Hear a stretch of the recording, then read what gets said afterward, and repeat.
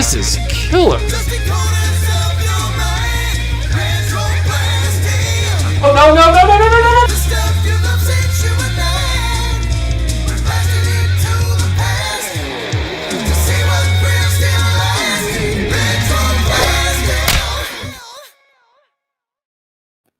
Hey, everybody. Welcome to the Saturday Livestream. Hello. Yo. I'm at my wit's end. That's my favorite brand of clothing. I love wits? that new jacket, my wit's end. I didn't know you had wits. I don't. Let us know if the microphones are working okay. We think they are, but let us know. And they're working? Okay. Well, hi. Welcome to the Saturday Livestream. I know I've already said that. We're talking about X-Men today because when I was getting done with the Pride of the X-Men video, which just launched on YouTube last night, Melinda was like, we should talk about X-Men on the live stream tomorrow. And I said, okay. Because I already had all the things out. I already had all the things out, and that was probably part of her motive. And she wanted to watch the Hugh Jackman films. I mean... That's what she said, though. She's like, I really want to watch those Hugh Jackman films. I said, I feel like I need to rewatch that movie because it's been so long since I've seen it. So, I feel like it's time for me to revisit the library of Hugh Jackman. It didn't age well when I saw it in 2000. I didn't say it was a good movie. You know what it is? You know what it is? It's not the actor's fault. It's Bryan Singer and the writing. I've never liked that guy's movies. I don't even like The Usual Suspects. Blow me up for it, but I just don't like Bryan Singer. Superman Returns, terrible film. All right. Hey, we got super chats. Okay. Oh, Matt Movies Superman says, happy Saturday. What is your favorite X-Men movie? Boy, starting off with the hard questions. My favorite X-Men movie is X2, the second one, because they ganked the plot of Wrath of Khan, which, while shameless, at least it ensures that part of it will be a good movie. I've only seen the first and second one, and then I was like, I'm out. You've seen X-Men Origins Wolverine. I don't count. Fine, I've seen that too. And you've seen The Wolverine. Right. Uh-huh. I count those as Wolverine movies. Technically, they should all be considered Wolverine movies. That's a fair point. I would say that if you're talking about whole like X-Men movies, not Wolverine movies, then I would agree with you because I never saw the horrible third one. I heard it was so bad. So bad. And I have not seen any of the new ones because they also look so bad. The new ones are much better than those. I didn't have a problem with Days of Future Past. When I saw the road cut of it, which is the only version I've seen, I own that. Yep. I thought Days of Future Past was just fine. The only problem with Days of Future Past is it's a movie that forces you to have to watch all the other Fox movies behind it to understand it, and that is cruel and unusual punishment. Is what that X-Men is. Movie? The Dark Phoenix, the one before it, Apocalypse. Wow, that is a hot take because a lot of people don't like that one. I loved it. I think it was truer to the comic book. The characters. I love the fact that it was technically it was in the 80s, of course, and everything was kind of, it was much more to the book until towards the end when Apocalypse builds his pyramid and all that stuff. But that was my favorite one of all of them. I'm gonna have to go with the first one because as a movie, it was still new, and there was still hope that it could grow into something. So it had its problems, but it was still something like I still was giving it a benefit of the doubt, like a first date. It was like the first one didn't go so well, but I was hopeful the second one might bring more luck, and that was just not the case. Upon rewatching it, the first one is not. It's just vanilla. It's not bad. It's just not stellar. It's hard to see the costumes. It's hard to see some of the things they decided to do in that bad casting.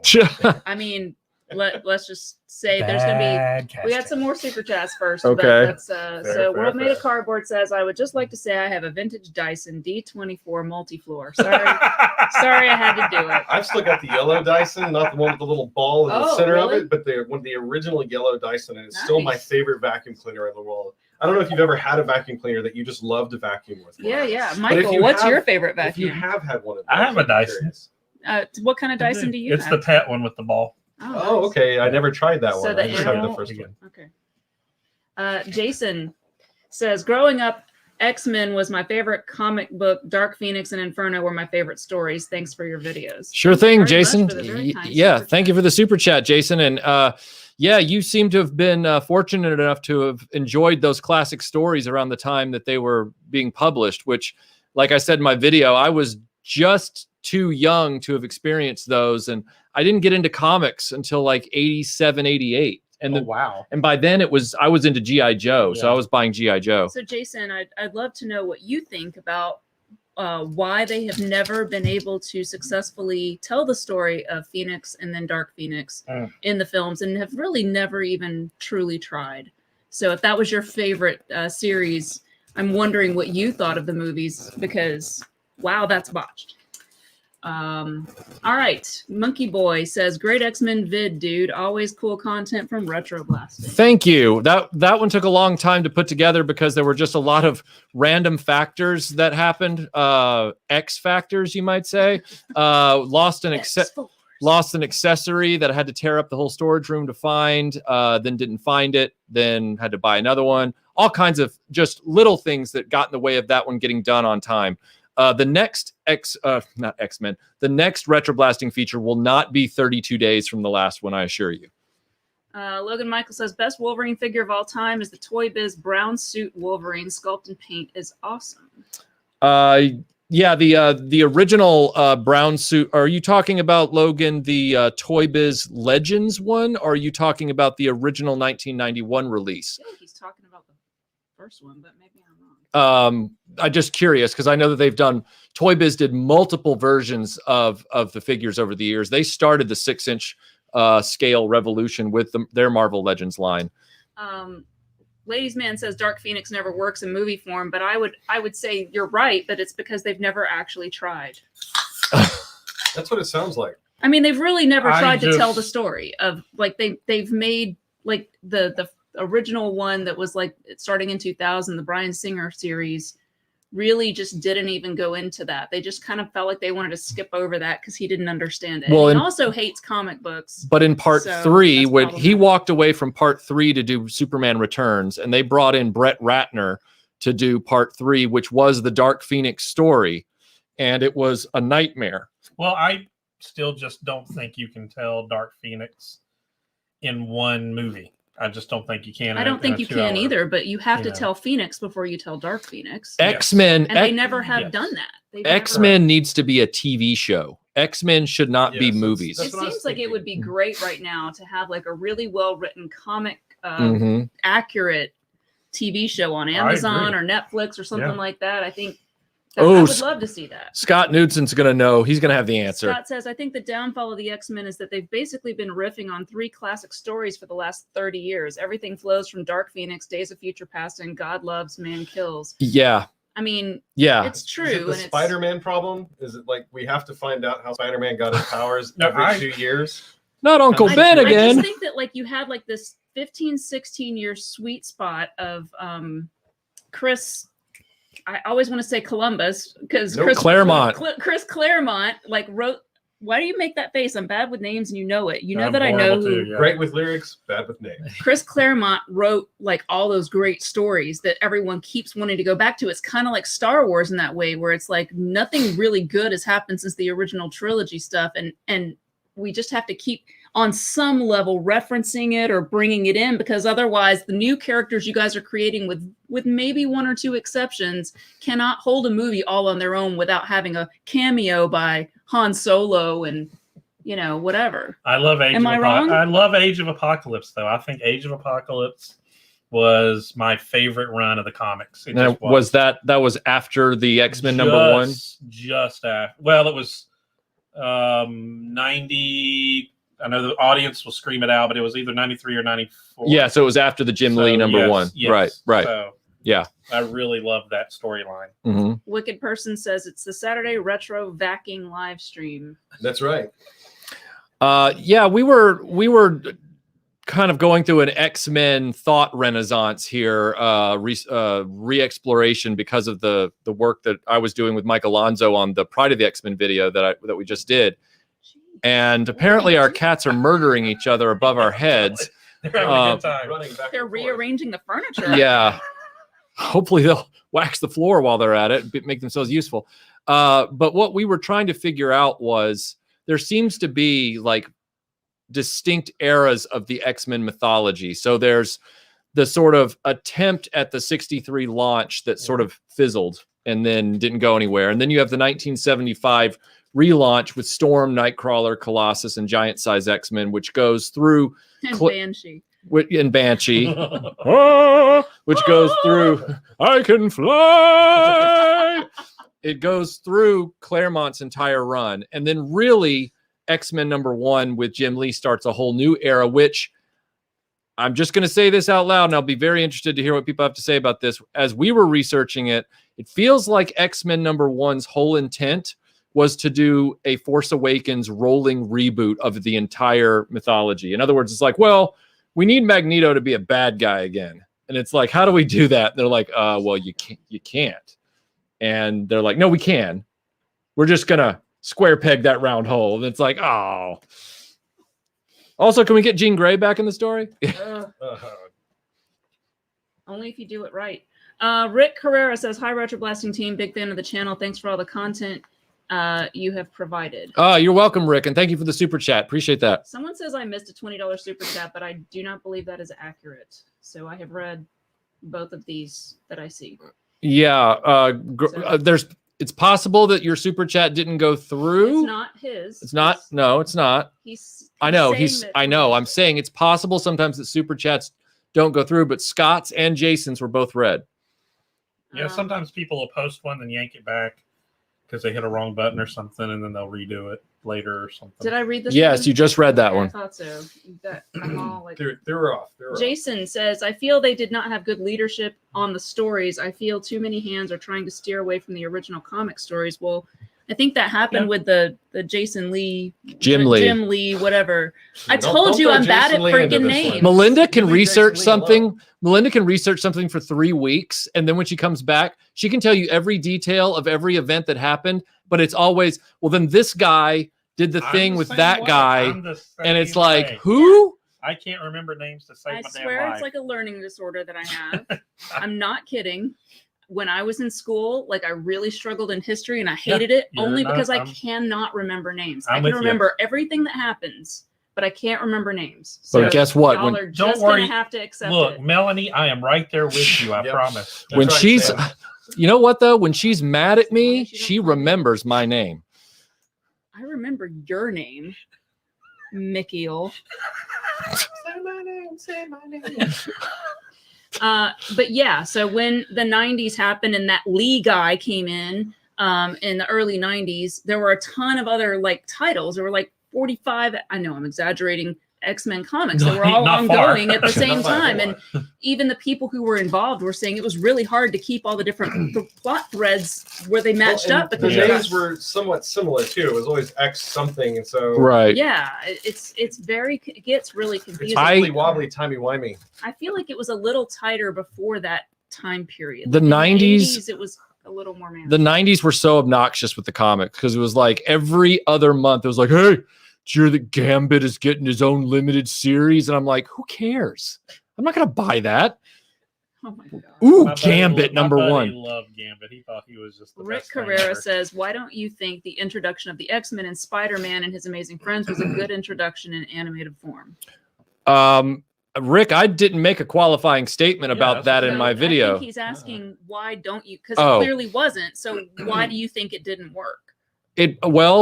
If it is the backdoor pilot that people speculate that it was the first attempt, it's possible that maybe because there were so many characters in it, maybe budget-wise, they were already doing a standalone Spider-Man show and Incredible Hulk and Amazing Friends. And Spider-Woman. And Spider-Woman. So it was like, if we're going to do a show that has this many different characters in an episode, they might have had a budgetary limitation, or maybe they said, well, the ratings on this weren't any better than the last episode of Amazing Friends, so maybe there's no flavor for it right now. Which is weird because we would have never known, right? Right. As kids, we had no idea. I remember how excited I was. Oh, okay. When I was little and that episode came on, because that would have been, what, 83? Yeah, 83. 83. So I was 9.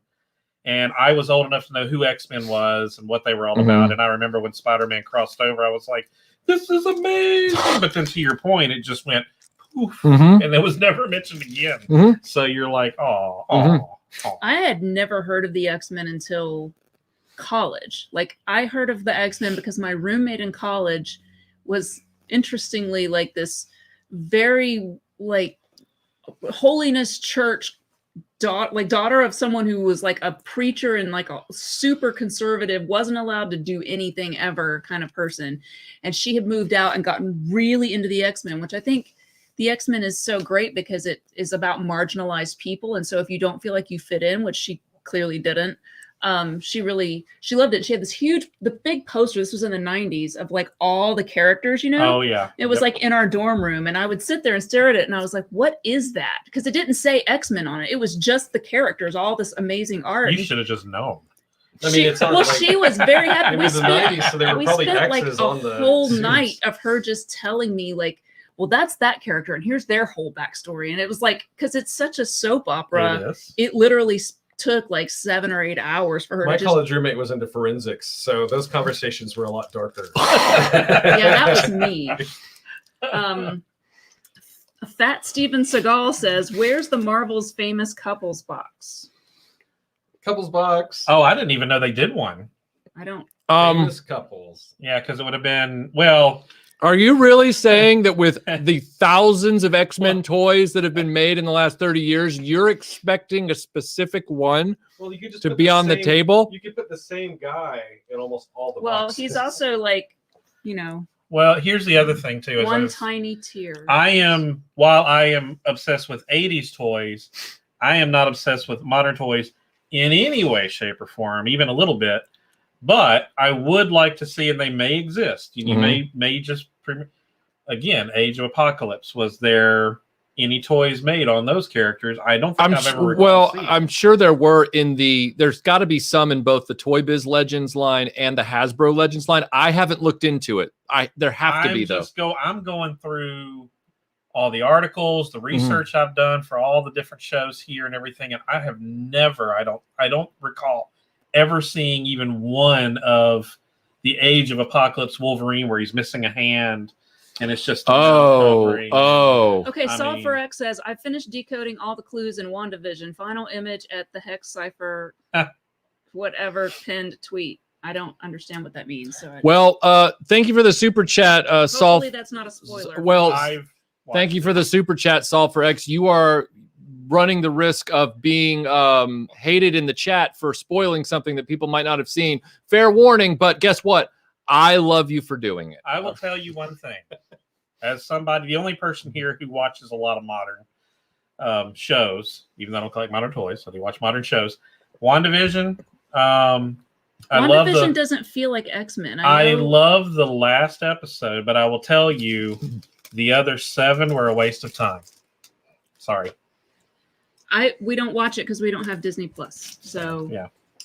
Robert Hartley says, "Character development with these ensemble casts is a challenge to the writers and filmmakers limited on time." So true. I feel like that's kind of a cop-out now that we've seen the Marvel Cinematic Universe, of which the X-Men, I know we're not allowed to be because of Fox, but I'm just saying, like, the Avengers movie, the first Avengers movie, right? Not a great film. Everyone at the time thought it was the best thing that had ever been made ever. But, like, the point is that it gave you a little bit of idea for each character. If you go back and rewatch the 2000 X-Men movie, like, they don't even explain that Storm is from Africa or anything about her or what any of these characters' powers are, or they just sort of imply a lot. You just are having to like kind of figure it out. And so if you know it going into it because you're a super fan, right? And if you are a super fan, you're going to be mad because it's totally not accurate. Right. Like, but that's what's funny. They treated it like a movie that you had to be in the know to understand, but then changed all the window dressing as if they treated the window dressing like you were coming in fresh and they didn't want to run you off. All the backstories for all the main characters, the ones that even had a backstory, not all of them, but like some of the key ones. They changed the way all of them look. They changed all their costumes. They messed with everybody's ages. Right. Oh my God. Like, it was bad. Like Rogue's whole backstory is completely why didn't they just use Kitty Pryde? Like, Yeah. Well, yeah, I would rather I mean, that I because guess they completely messed her story up. I guess they didn't use her because of her ability, right? Like they wanted Rogue's ability, so they just basically sort of. Ah, the story of Rogue, always being used for the abilities. I do think that the entire development or lack of development of characters in that movie for the explanation of for the audience can be summed up in one line in that movie. What's a Magneto? Like that right there is them saying this is going to be the audience's attitude towards this movie. So we're just going to. I am master of magnet. I am Magneto, master of magnet.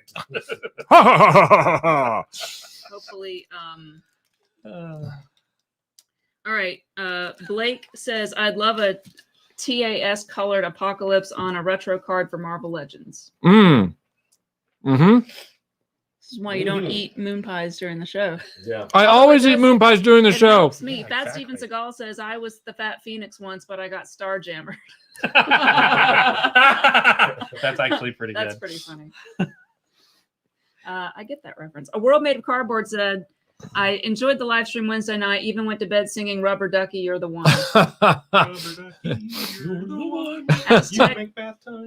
Aztec Low says they had an X-Men TV show called The Gifted, canceled after 2 seasons on Fox. Well, there's your problem. It's on Fox. Well, Had numerous Gifted was horrible. secondary mutant characters like Warpath and Polaris.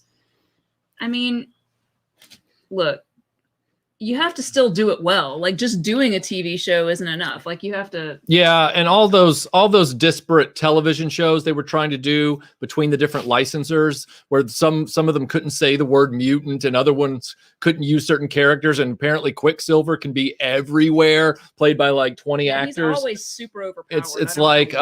well, he breaks yeah. everything. As much as I don't like Disney as a corporation, it only makes business sense for Marvel to have all of the movie rights in one place. And so that fire sale they did back in the mid to late 90s was a huge mistake. They should never have done that. Well, maybe they won't do a different. I mean, I know they're saying it's done, but instead of doing a phase with their existing characters, they'll do an X-Men. Well, I'm still living in hope that, and we were just talking about this before the stream started, they've had to answer this question in Disney interviews like 6 or 7 times in the last 2 years since they got Fox, but they keep assuring us that they're not going to muck around with Deadpool as a franchise. They're going to leave it alone. Yeah. If they don't muck around with Deadpool, my dream is that somehow Ryan Reynolds coaxes Hugh Jackman to come back as Wolverine for a Deadpool movie only. Like obviously Disney's going to want to do their own thing, but I want to see Hugh Jackman in a Deadpool movie as Wolverine. I love the idea that he only appears as Wolverine ever again in Deadpool. In Deadpool, yeah. Wicked Person says, Yeah. odd. Marvel made Avengers work mostly, X-Men occasionally, and Fantastic Four never. Yeah. Fantastic Four is just a terrible. I know you don't like Fantastic Four. just- There are many fans of Fantastic Four, Tim, and you That's must fine. respect them. I do. I enjoyed it as a kid, as a cartoon. It's just bad. Scott says, if we actually missed out on a legit X-Men cartoon in order to free up resources for that Spider-Woman show, man, I hope someone got fired behind that decision. Me and Michael agree. Trust me. Mhm. We were just talking about this last Wednesday. So yeah, no, I agree. That show is Even scary. though the early '90s X-Men was a great freaking cartoon. I Bjorn did says, love that who cartoon. is the Aquaman of the X-Men? Oh, You know, that's actually a good point. That senator in the first movie? The one that turns- No, they actually, he's right. I don't think they have a good A good water. yeah, but I think what character. he's saying is who is the lame character that gets made fun of all the time. Aquaman's not lame. He talks to Now- fish. Aquaman's not lame. Now He wasn't lame back then. Okay. I love that Robot He's Chicken not sketch where lame he's in in front of Aquaman was you should have appreciated Hey. this when he's in front of his aquarium Stop that. and Superman walks by and he's like, trouble at home. Who is Aquaman's not the Aquaman of X-Men? Well, I look at that question as, was there a water type X-Men? And no, there really wasn't. They're absolutely right. He's not saying that. He's saying who is the butt of jokes of X-Men. Toad. That's a Only villain. because it doesn't matter. All right, fine. Toad. Yeah, just said character, didn't say good guy or Toad villain. is just like, why would Archangel. why would they pick him? Archangel. Banshee? I I'm was gonna kidding. guess I'm kidding. Archangel. I'm kidding. Mm. But I don't know a ton. Like I don't have deep lore. One of other all thing is characters. Archangel doesn't have any pages flies. All right, I tell you He what. just has feathers. You're on that end. We're on this end. On the back of that card is a number of characters. Which one is the lamest on the back of that card? Grizzly. Grizzly? That you beat us. There's nothing that lame on the back of this card. Salvador says, this one's for you, Morph. A lot of the modern guys complain that we don't have a Marvel Legends Morph figure from the animated series. That's a good point. Any figure can be Morph if you have an imagination. Yes. All figures are morph. That would be hilarious if every X-Men figure was actually Morph. Yeah. Although I Like hated that. that. I didn't like that storyline. Any That book was is a kid's book if the kid can read. Where he was supposed to be dead, but then he didn't end up dead. Timothy and they Ward brought him says back. Jubilee is the X-Men's Aquaman. Oh, wow. Harsh. Ooh, that is harsh. That Actually, is like harsh. Jubilee had some pretty interesting powers. I've never been a fan of Jubilee, but I don't hate her. I I've don't just feel like she was treated that way. I'm more of a Kitty Pryde guy myself. Because Jubilee replaced her in the Yeah. story, and You and Weezer. she went on to wear blue puffy sleeves and be an Excalibur, which don't blame her. She moved to London, which kudos. Smart Randall move. says, thanks for making Saturdays a great day. X-Men to me had too many books, too many useless characters, too dense a continuity, and too much war. Oh, right. When you opened up an X-Men book, and look, Yes. I'm all about being well read and trying to learn things and all that kind of stuff. It's Tar Man. But when you open an X-Men book, I remember as a teenager, it was like opening Tolstoy. It was like, how much dialogue is in this thing? Like, this panel is just like But you Jean make a Grey good- but you make sitting in a good point. chair. You're making a great point though by saying that, because we were talking earlier and I said when I was very young and 6 to 7 or 8 or whatever, I love DC, but DC is just too shiny, Right. and every fight they destroy an entire city because they're just so uber powerful, right? Every fight but nobody ever gets killed. Nobody Right. ever gets hurt. Somehow there's never anybody in that building they knock down. But in Marvel, in their comic books, there was real consequences to things. Sure. People got hurt. People were injured, Mm-hmm. which made it seem darker, but it was more reality, I guess. Right. So to me, that's one reason it was so dense compared where DC was just like, oh, me hit you, boom. Solomon Grundy. I mean, Sigma Experiment says Ian McKellen's great-great-granddad invented the concept of a weekend being time off. So you can thank Magneto for Saturday morning cartoons. They're both distant relatives of mine. nice. How about that? Now that is a deep cut. That's a good story that I That- need to go read about. That is quite a humble brag. That right there is where I have to respond with, "Ooh." Keep it secret. Keep it safe. Blurred Words says, have you folks dabbled into hero clicks? I played Hero Clicks in the mid 2000s for a little while, but I played DC as the DC and Marvel little figurines in a blind box. You didn't know what you were getting, and they Oh yeah, you could no, I fight never with did that, on yeah. like a hex map.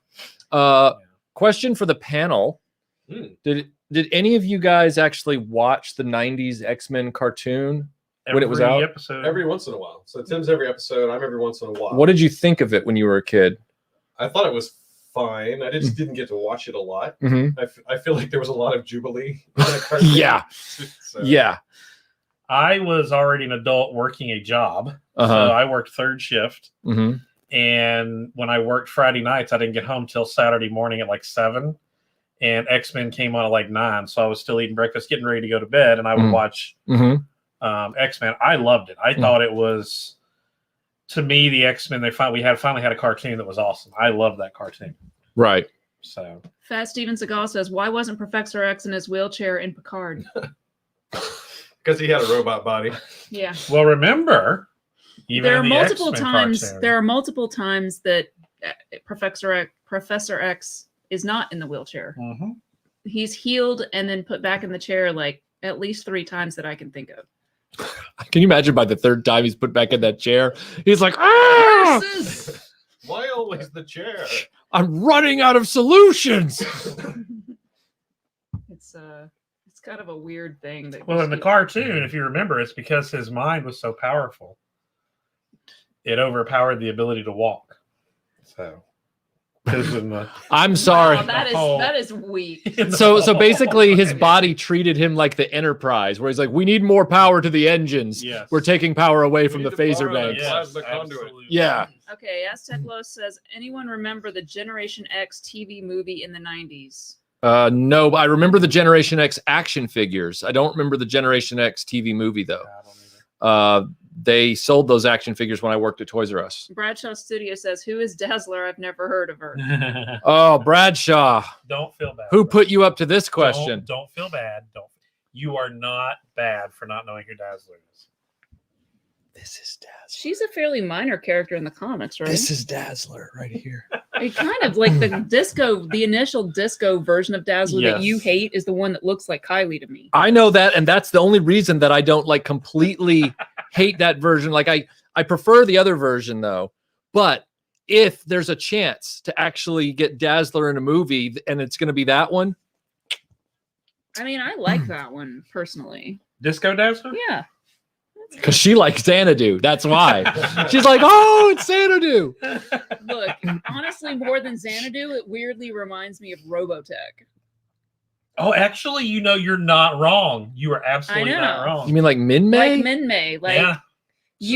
she's using her star power, like, and it's star power. But she used to be a Herald of Galactus, didn't she? Briefly, for Wasn't she a herald? She was a herald for like a biscuit minute. Like, yeah, it's a whole thing. Yeah, but what a herald! Galactus. Instead of just being like, because all She's Silver like Surfer. She's like a singing delivery person. Yeah, yeah. She's like, he's going to eat your world. Yeah, you're really screwed. I can't help you. and I can understand why she got. I can understand why she got fired from that job, because Galactus is like, hey. He's like, you're not supposed to do singing telegrams. You're literally supposed to let them know that it's a little tone deaf because we're going to be destroying their solar systems. A horrible bad guy that should be like the most awesome bad guy. I'm still in the whole Herald of Galactus thing. I've had this chat on the thing this whole time. I need to read it. Started the comics. This is Wicked Person. Started the comics in the late 80s. Enjoyed Wolverine's dynamic with Jubilee, but it started to look like redone Kitty Pryde stuff once she'd aged out. Yeah, no, you're not wrong. That's exactly what it is. It's a soap opera, you guys. Like, if you try to learn every in and out of it. Well, they did use Jubilee in the Kitty Pryde slot. That's what they did. They just slotted her in to be Kitty Pryde because they didn't want to use Kitty Pryde. And it's like, well, that's dumb. So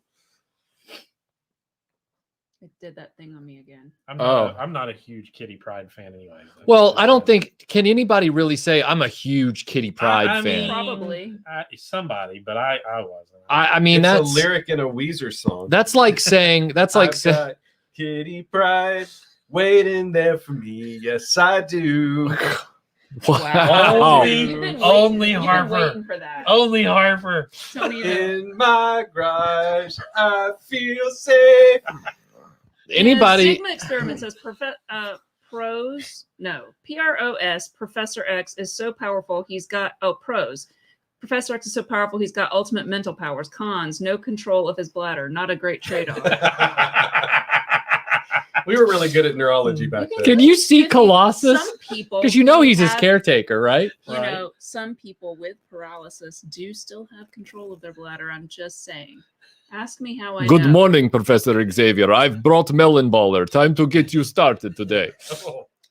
The Hunky Chunky Funky Monkey says, what is the X-Men's favorite vacuum cleaner? Oh my God. It's a great Rogue One. No, that's a Star Wars thing, isn't I'm just it? kidding. It's Galactus, Eater of Worlds. He's the ultimate vacuum cleaner. He's like, good one. Good one. Yeah. Who Do are you we want saying? ants? Who are we Because that's how we get that ants. we were like, oh, never mind. I can't say that one. Oh dear. Nope. No. We were making inappropriate jokes earlier, and I just forgot that first part of the joke was inappropriate really inappropriate. So, never mind. Never mind. Bradshaw Studio says, "What I didn't say." It's a half-hearted save, is what it is. It's because she really wants to say the joke. I just don't want to say it, but I'm not going. That's after show material. After show. No, I don't even think I could. Bradshaw, I don't read the comics either. Like I said, when I was growing up, I read Spider-Man and I read Superman and like Batman and Catwoman. I did not read X-Men. I didn't read Avengers either because I just wasn't into team books. I liked being able to focus, and just focus on one character and, So you, on the other hand, Zionsic says, "What are your thoughts, feelings on X-Men Evolution? It was the show that got me hooked." Is that a show? What? I don't know what it is. I'm sorry. X-Men Evolution. Yeah, it's an Yes. animated show. A lot of people. That's a very generational show. My kids watched it. A younger person. Well, thing? my kids watched it Mhm. and liked it a lot. It basically was the X-Men, but they were all teenagers going through high school. Initially, the X-Men were all teenagers. But I'm just in the saying. 60s. But I'm saying like teenagers in the aughts kind of thing. So. See, here's the thing. I am shocked to find out that you read X-Men, not because it's because of your entertainment. No, wait, I'm going to explain. So you and I have always had that different. He knows you can read. That's not. Tim is totally surprised. No, wait a second. Hold on. We're going to put this on the record here. Tim is genuinely a very, very intelligent person, but he and I have different ways of interpreting entertainment. Yes. You've often said that you're not as interested in character dynamics as you are scope of plot and mechanics of the story, right? Whatever that is at the time. Yes. So I can see why Age of Apocalypse or Galactus and teen books in that respect would be a big deal to you, right? Yep. Okay. I hated the teen books. I liked to focus on one character, right? And all that kind of stuff. But X-Men is this crazy book where it's like, we're going to have like 100 characters and they're all going to have problems and they're all going to have these huge conversations and they're going to go through multiple mental dimensions and it's going to be like Inception on acid and it's going to be crazy. And you're like, yeah, I loved X-Men. I could understand it and everything. And I'm like, I love it. I think did. it's, yeah. It was, I really liked it. I just love the description of Inception on acid. I find it appealing for sure. All those things you just said are like, yeah. But there's a whole lot of pew pew in X-Men that's pretty good.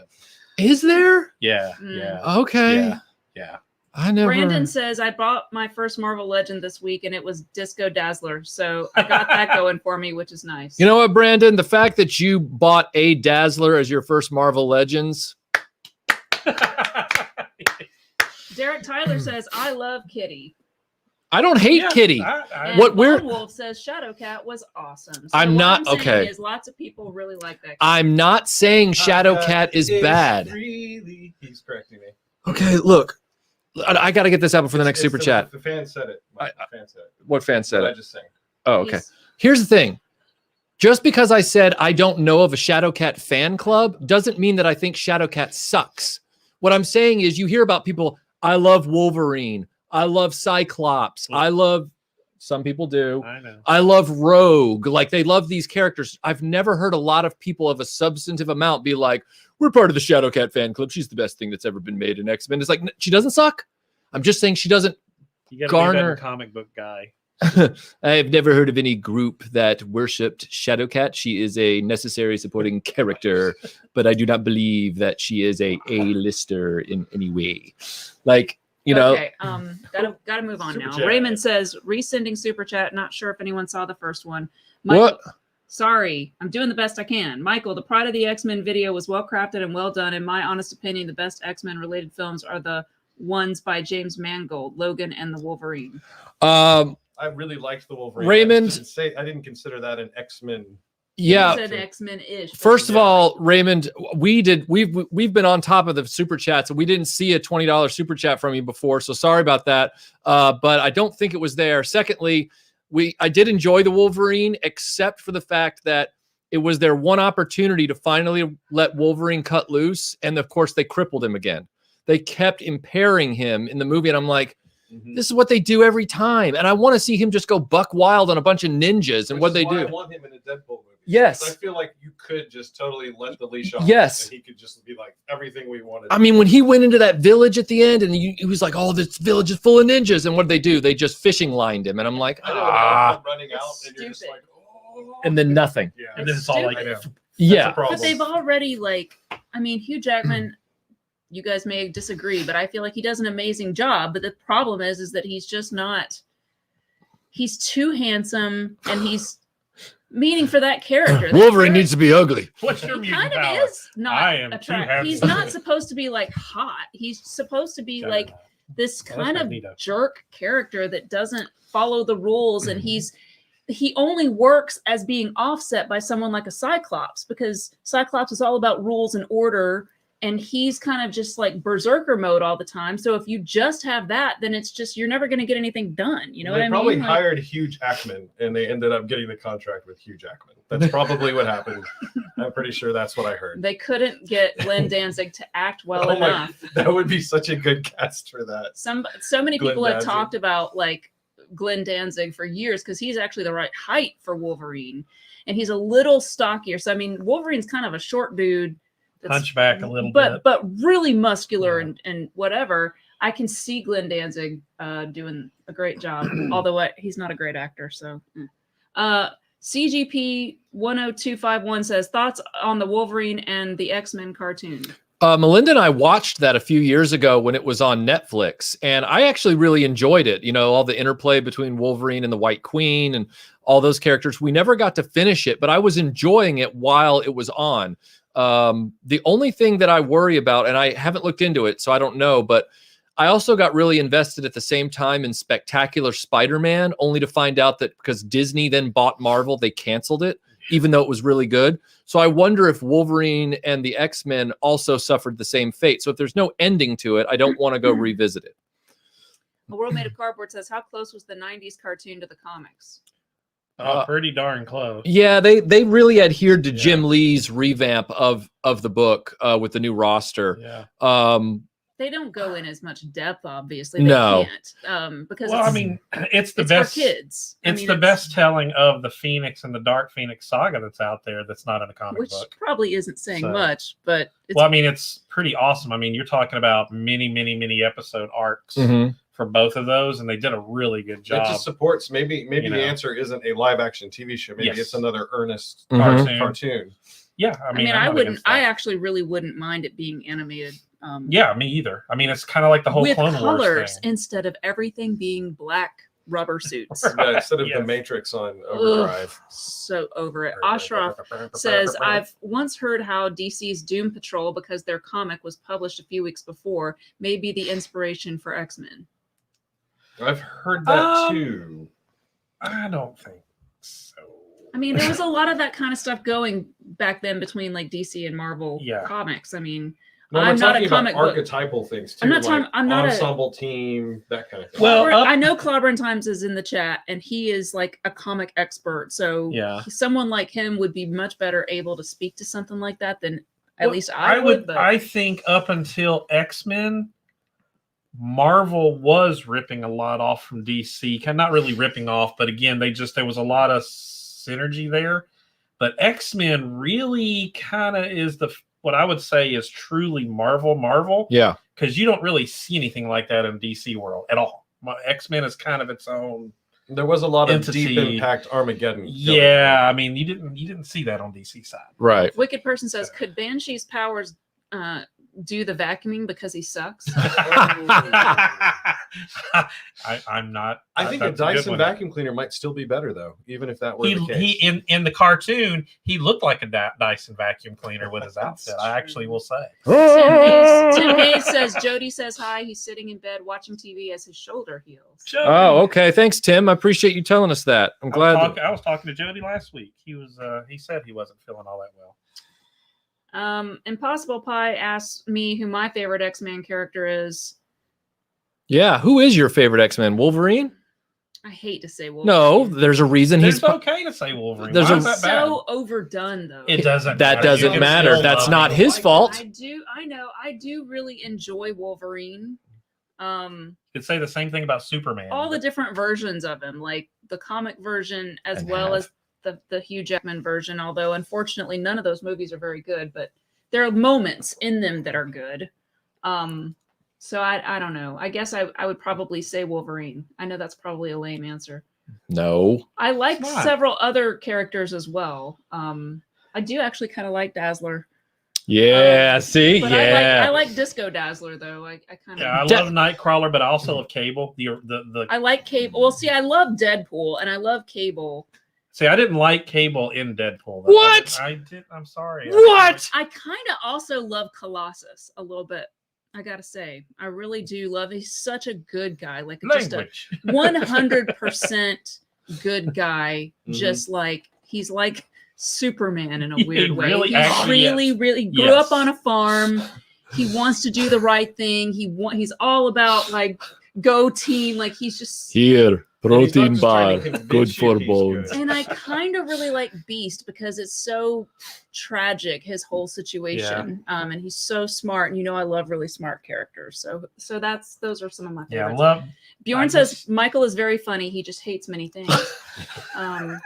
Does anybody else? While we fielded that go ahead question, and say who's your Aaron, favorite X-Men? I mean, I'm similar. I really have always liked Wolverine. I do feel like if I spent more time like Tim with the shows and stuff, I might find out that I like Gambit or somebody else. There are other characters I think that might pull me away, but Wolverine's had more stories told about him, so I've spent more time with him, and I do like his sort of anti-social behavior and the fact that when you set him off, he'll just light up a room. It's Right. fun to watch him. Yeah, Michael actually agree on this one. We both have the same favorite character. we do. So Nightcrawler, Nightcrawler. he's awesome. Yeah, He is. Nightcrawler is my favorite, and then right underneath there, I will put Deadpool off to the side because he could be an X-Man, but he's not.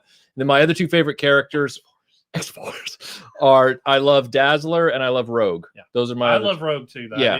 But yeah, Cable is actual awesome. Rogue, not movie Rogue. not movie Right, Rogue, yes. actual Rogue. And I love Wolverine. Wolverine's great. There's a reason that he's so popular. Yeah. But my favorite is Nightcrawler. And to me, they've never portrayed Rogue as good as they did in the animated series. Probably Mhm. that's true. Whoever they got to do that was awesome. Yeah. Jason says Wolverine is the perfect hairy short man, always angry, probably drives a lifted truck. Not Yeah. wrong. Not wrong. And then Ben Dowdy says blame Bryan Singer liking tall dudes. Yeah, Oh, yeah. that's true. It's real true. Which is the opposite for most of Hollywood. Most of Hollywood prefers to work with shorter leading Yes. men. The Matt Wolf says, Melinda, I know a surprising number of women that love ugly, mean guys. Well, I've dated a number of them. Do you know what that means based on height Short, ugly, alone? mean guys. Based on height alone, if they had done an X-Men movie in the 80s, Michael J. Fox would have been the perfect height for Wolverine. He would But have. he's not. And he already played He's Teen not. Wolf. He He's not could have been early bulky enough. though. He could have. Oh, bulked he up. could have. No. Yes. He could have. Yes. I'm with you. Yeah. I'm with Michael. No. Good actors are good actors. They can do whatever they Nah, need you to don't do. need a good actor. You need somebody who can like punch stuff. He'd be like, but his voice would be great. He'd be like, Professor X? Wicked Not Person Wolverine. says, Alpha Flight shout out Pierre Trudeau, our current prime minister's dad, was the prime minister of Canada in the 70s and appeared in the X-Men comic defunding Alpha Flight. Ooh. Well, Canada is heavily featured in the X-Men. Yes, it is. Very much you so. got Isn't that the origin Wolverine. of Wolverine? Yeah. Wolverine, Yeah. you've got, I believe, Scott Summers' parents were actually from Canada, right? I don't remember that. I think I don't that's know. what happened. And then there's something else that happens with a Canadian tie-in, which is weird. There's So, several. there's a- There's That's Oh, I a forgot very my other happy favorite problem. character. I love Psylocke because her background is so messed up in the comics. It's practically like I don't know a much about. it's like a jigsaw puzzle narrative. Well, okay, so let's reverse it. Who's your favorite bad guy in Magneto. X-Men? Good one. Aaron? Magneto. He's stealing all my answers. No, you go ahead next. I'm thinking. Apocalypse. Apocalypse is like he's awesome. He's like Thanos. Okay, do you level want bad. to? I'll say Mystique, even though she's very contemptible. Mhm. She's just Yeah, okay. I like. Isn't I have that my the answer. point of being a bad yeah. guy? That's what I'm saying. Yeah. She's Okay. so you can take Meg. I have my answer. Oh, I don't think we My can take favorite one. X-Men bad guy is the White Queen. Oh, good one too. Yeah. Yeah, comic book. We're talking comic books. She gets killed. yeah. She went a little bit too far. And I can be very one-dimensional on the X-Men topic. Like I really can be. Like I just, Wolverine, Magneto, very simple. Well, I can see why you like Magneto because he was very intelligent and super powerful, and he kind of rode the line between good and bad. at I times. agree with him. So, Yeah, I that's mean, yeah. interesting. like Well, I mean, on one hand, you have a guy who was rescued from the concentration camps, Right. Yes. and then turns around and says, "I want to get rid of humanity." Yeah. Like it's a really or crazy thing that subjugate them. happens. Yeah, just subjugate him. That's all. It's a really crazy flip. I you feel know, going like on in his I head. feel like it's not really though. Like I completely get it, and honestly, I feel like that the problem with the X-Men is Magneto's supposed to be this bad guy, but as I'm reading or watching it, I'm like, it's the same feeling I had in the first season of Heroes. I am on the side of the bad guys. And so it's really hard for me to be rooting for the good guys to win because I'm like, I don't really fundamentally agree with your premise, guys. Well, but like, also the problem is there's not just one kind of bad guy in X-Men. well, no, the mutants are your bad guys. You've got aliens that are bad guys. Right. You got humans that are bad guys. You got legislation that's a bad guy. Exactly. It's like literally everyone is out to get you. Yes. It's pretty intense. Fall Shatton says super sticker. He sent a super sticker. Very kind. I can't see it in Do here. we do something with the super stickers? I don't know. I'm not familiar with the super stickers. It would be great if we could print them out and then they would be real stickers. Yeah, well, yeah. Your Muslim uncle says, "Do you have X-Men versus Avengers with Loki, Sup Iceman?" Loki. I don't have X-Men versus Avengers, but I'll look that up. I'll definitely look into that. Thank you for the call out. Gray Jedi says, "I personally prefer Chris Claremont's X-Men team over Jim Lee's team." I do too. Oh yeah, it would have been cool, and then if the '90s cartoon had used the Chris Claremont team. Well, also the Chris Claremont team evolved as well. So like Rogue shows up during the Chris Claremont era. Psylocke shows up during the Chris Claremont era. Dazzler joins the X-Men during the Chris Claremont era. You get a lot of great characters that come into the roster during his run. Yeah. So yeah. Jason Eatman says, "Please read this in the comic book guy's voice. Jim Lee was the artist. Chris Claremont was still writing the book." Jim Lee was the artist. Chris Claremont was still writing the book. Briefly. But he only, But for then like not long 3 ago, issues. Right? Like a few. To say not even. Because then Chris 6 Claremont months. kind of left in a huff. Yeah. There's a great documentary, by the way, on Amazon Prime right now that's about In fact, I can Chris prove it. Claremont and has you have great them? interviews with him talking about all this stuff. So if you have that and you're interested, we really enjoyed it. It was really illuminating. And what I loved is that Chris Claremont talks very honestly. Oh, really? I about haven't watched stuff. it. So. It's really funny, like, because a lot of times you'll get people and they don't want to say anything now that's going to be too harsh, but he does not have that He'll problem. rip it. And he just tells it like it is, and it's great. This is X-Men Volume 2, number 12. Oh man, he And- really is going full comic guy. And it says here the writer is Fabian Nicieza, not Chris Claremont. So Chris Claremont is already gone. Pedro Present says, it is not about time. Is it not about time that the X-Men were canceled for their insensitive and bigoted insistence on a specific pronoun?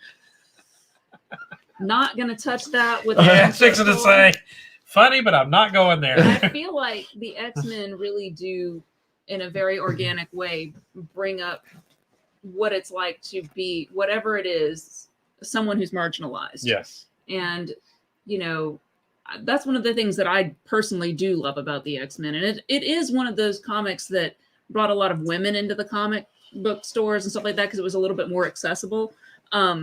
Had more female characters in it and things like that. And they were super powerful. Yeah. I mean, look at Rogue. I mean, she could That's why I love Deadpool awesome. too, because Deadpool is the mutant that's not even wanted around by the X-Men. And I so feel that. It's like, I'd love to hang out in the mansion with all the collector elites, and everybody else is like, we don't like you. And I'm like, oh, so it's like grade school again. Cool. Okay. Cool. I'm super prepared for this. Yep. I've been prepared for this my whole life because grade school is the same funny way. when people are like mean to me on the internet and stuff like that. I'm just like, it's like, do you think that I haven't spent my entire life having people be equally or worse mean to me? Mhm. Like, there's very little that you're going to be able to say. Well, I that's think going to be that's the a- first time. Like, that's a Generation X thing, right? That we kind of laugh at people just like, because they're like, I'm slaying you with words on the internet. And we're just kind of like, sweetie, I lived through Okay. the 6th grade. Like, I'm okay. Master Son says, sorry, I am late. Daughter had Girl Scouts. Favorite X-Men are Gambit and Wolverine. Louisiana mutants are the best. Okay, so real quick, can we talk about Uh-oh. Oh no. How did that where are spark we- a where are we going? family meeting? Where are we going, Michael? This is so bad. Where are we Anna going? Paquin? Oh, no. Okay. Oh, no. She was cast as Suki Stackhouse or whatever her name is from Mhm, True mhm. Blood, a Mhm. Southern girl who's supposed to be very attractive. And then she's also cast as Rogue, who's supposed to be very, very Southern with like a heavy Southern drawl, sweetie.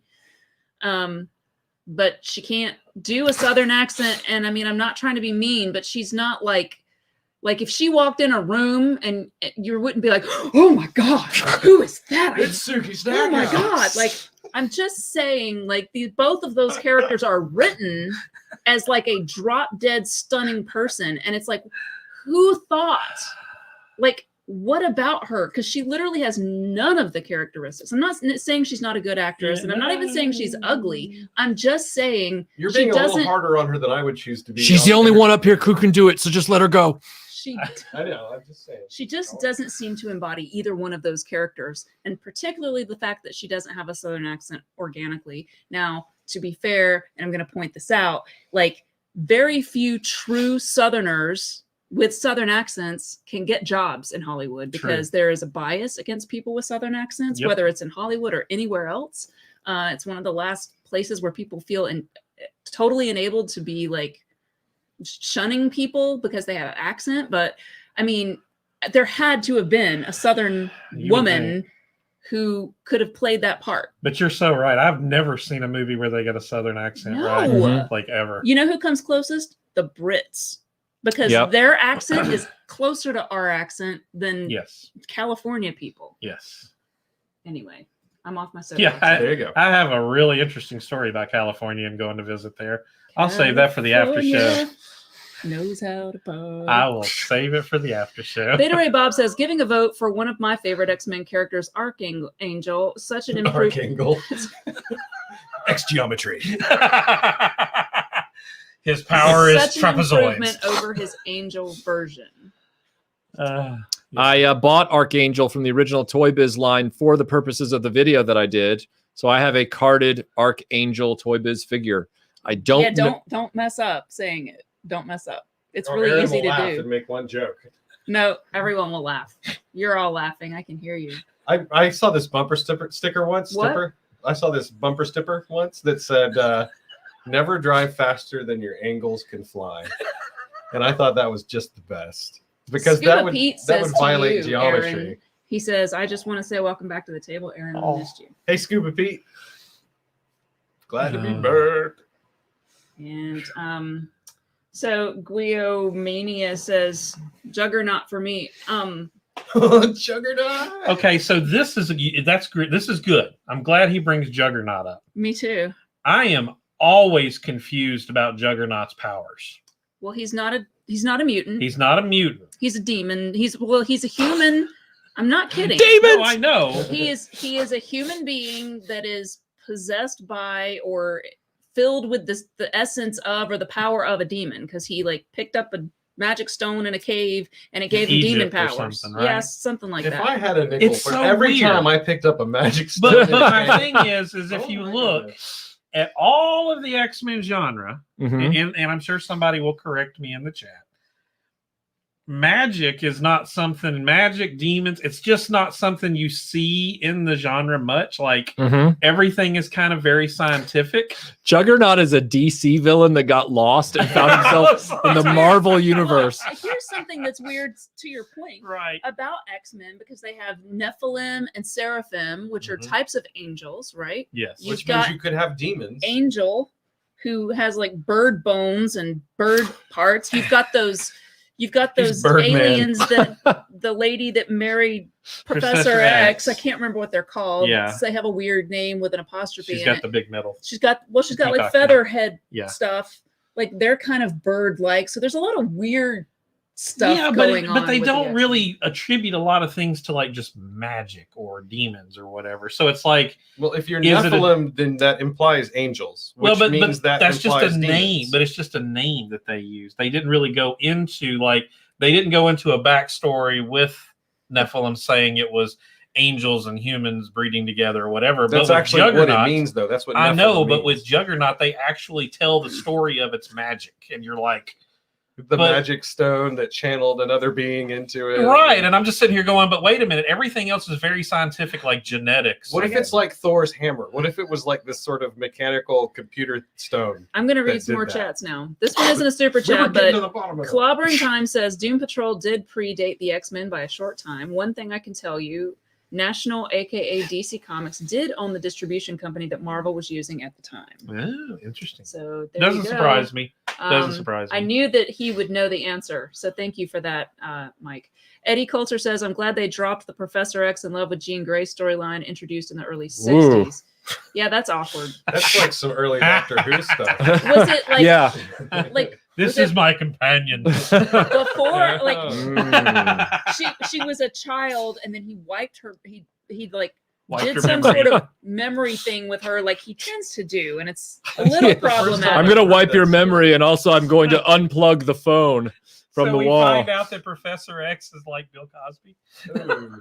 Well, Oh. he also did it to Wolverine, which is kind of unfortunate.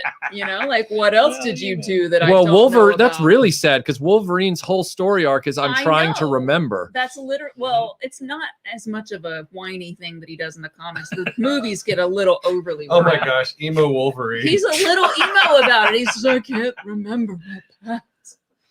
I have amnesia. Like, how much more of a soap opera can it be, you guys? They're not wrong. Charles Phillips says, Whatever. which school would you be more afraid to send your kid to, Hogwarts or Xavier's? Oh, that's a great It is a question. great question, actually. You know what? Is. You know what? I would be more afraid to send it to Professor X because he actively militarizes his students in a training facility called the Danger Room. Yeah.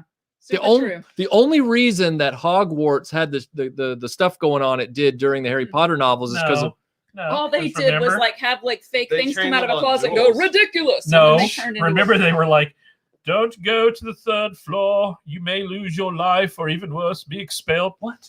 well, right, They had but things in the forest that would kill you. They had 3-headed dogs okay, guarding stuff. in them. okay, I okay. mean, they had some problematic stuff. Exactly. I mean, I was waiting for a cave troll, really. But they can Coming up say, even but soon. see, but they can at least say to the parents with a clear conscience, we weren't training your child to be soldiers. Your child wandered into No, the we- woods they- at night and They were died. totally defenseless against all this stuff. We wouldn't even let them train to be. I mean, that's the position of the Am I Ministry of wrong? Magic. No, I'm not. I But then agree. Harry comes along and makes Dumbledore's army. I know. How is this not just X-Mansion? I like Dazzler. Max Mercer says, Potato. Max Mercer says Jim Lee is the most devastating X-Men villain. No. I Yeah, agree. I yeah. kind of agree. That's just- I kind of He agree. well, he was one of those rock star artists in the 90s. And it's like, dude, And I'll admit, Age of Apocalypse, if you look, it's probably the least dense grammatically. It's more art than it is. here's the story. thing. I love So- Rob Liefeld giving us Deadpool.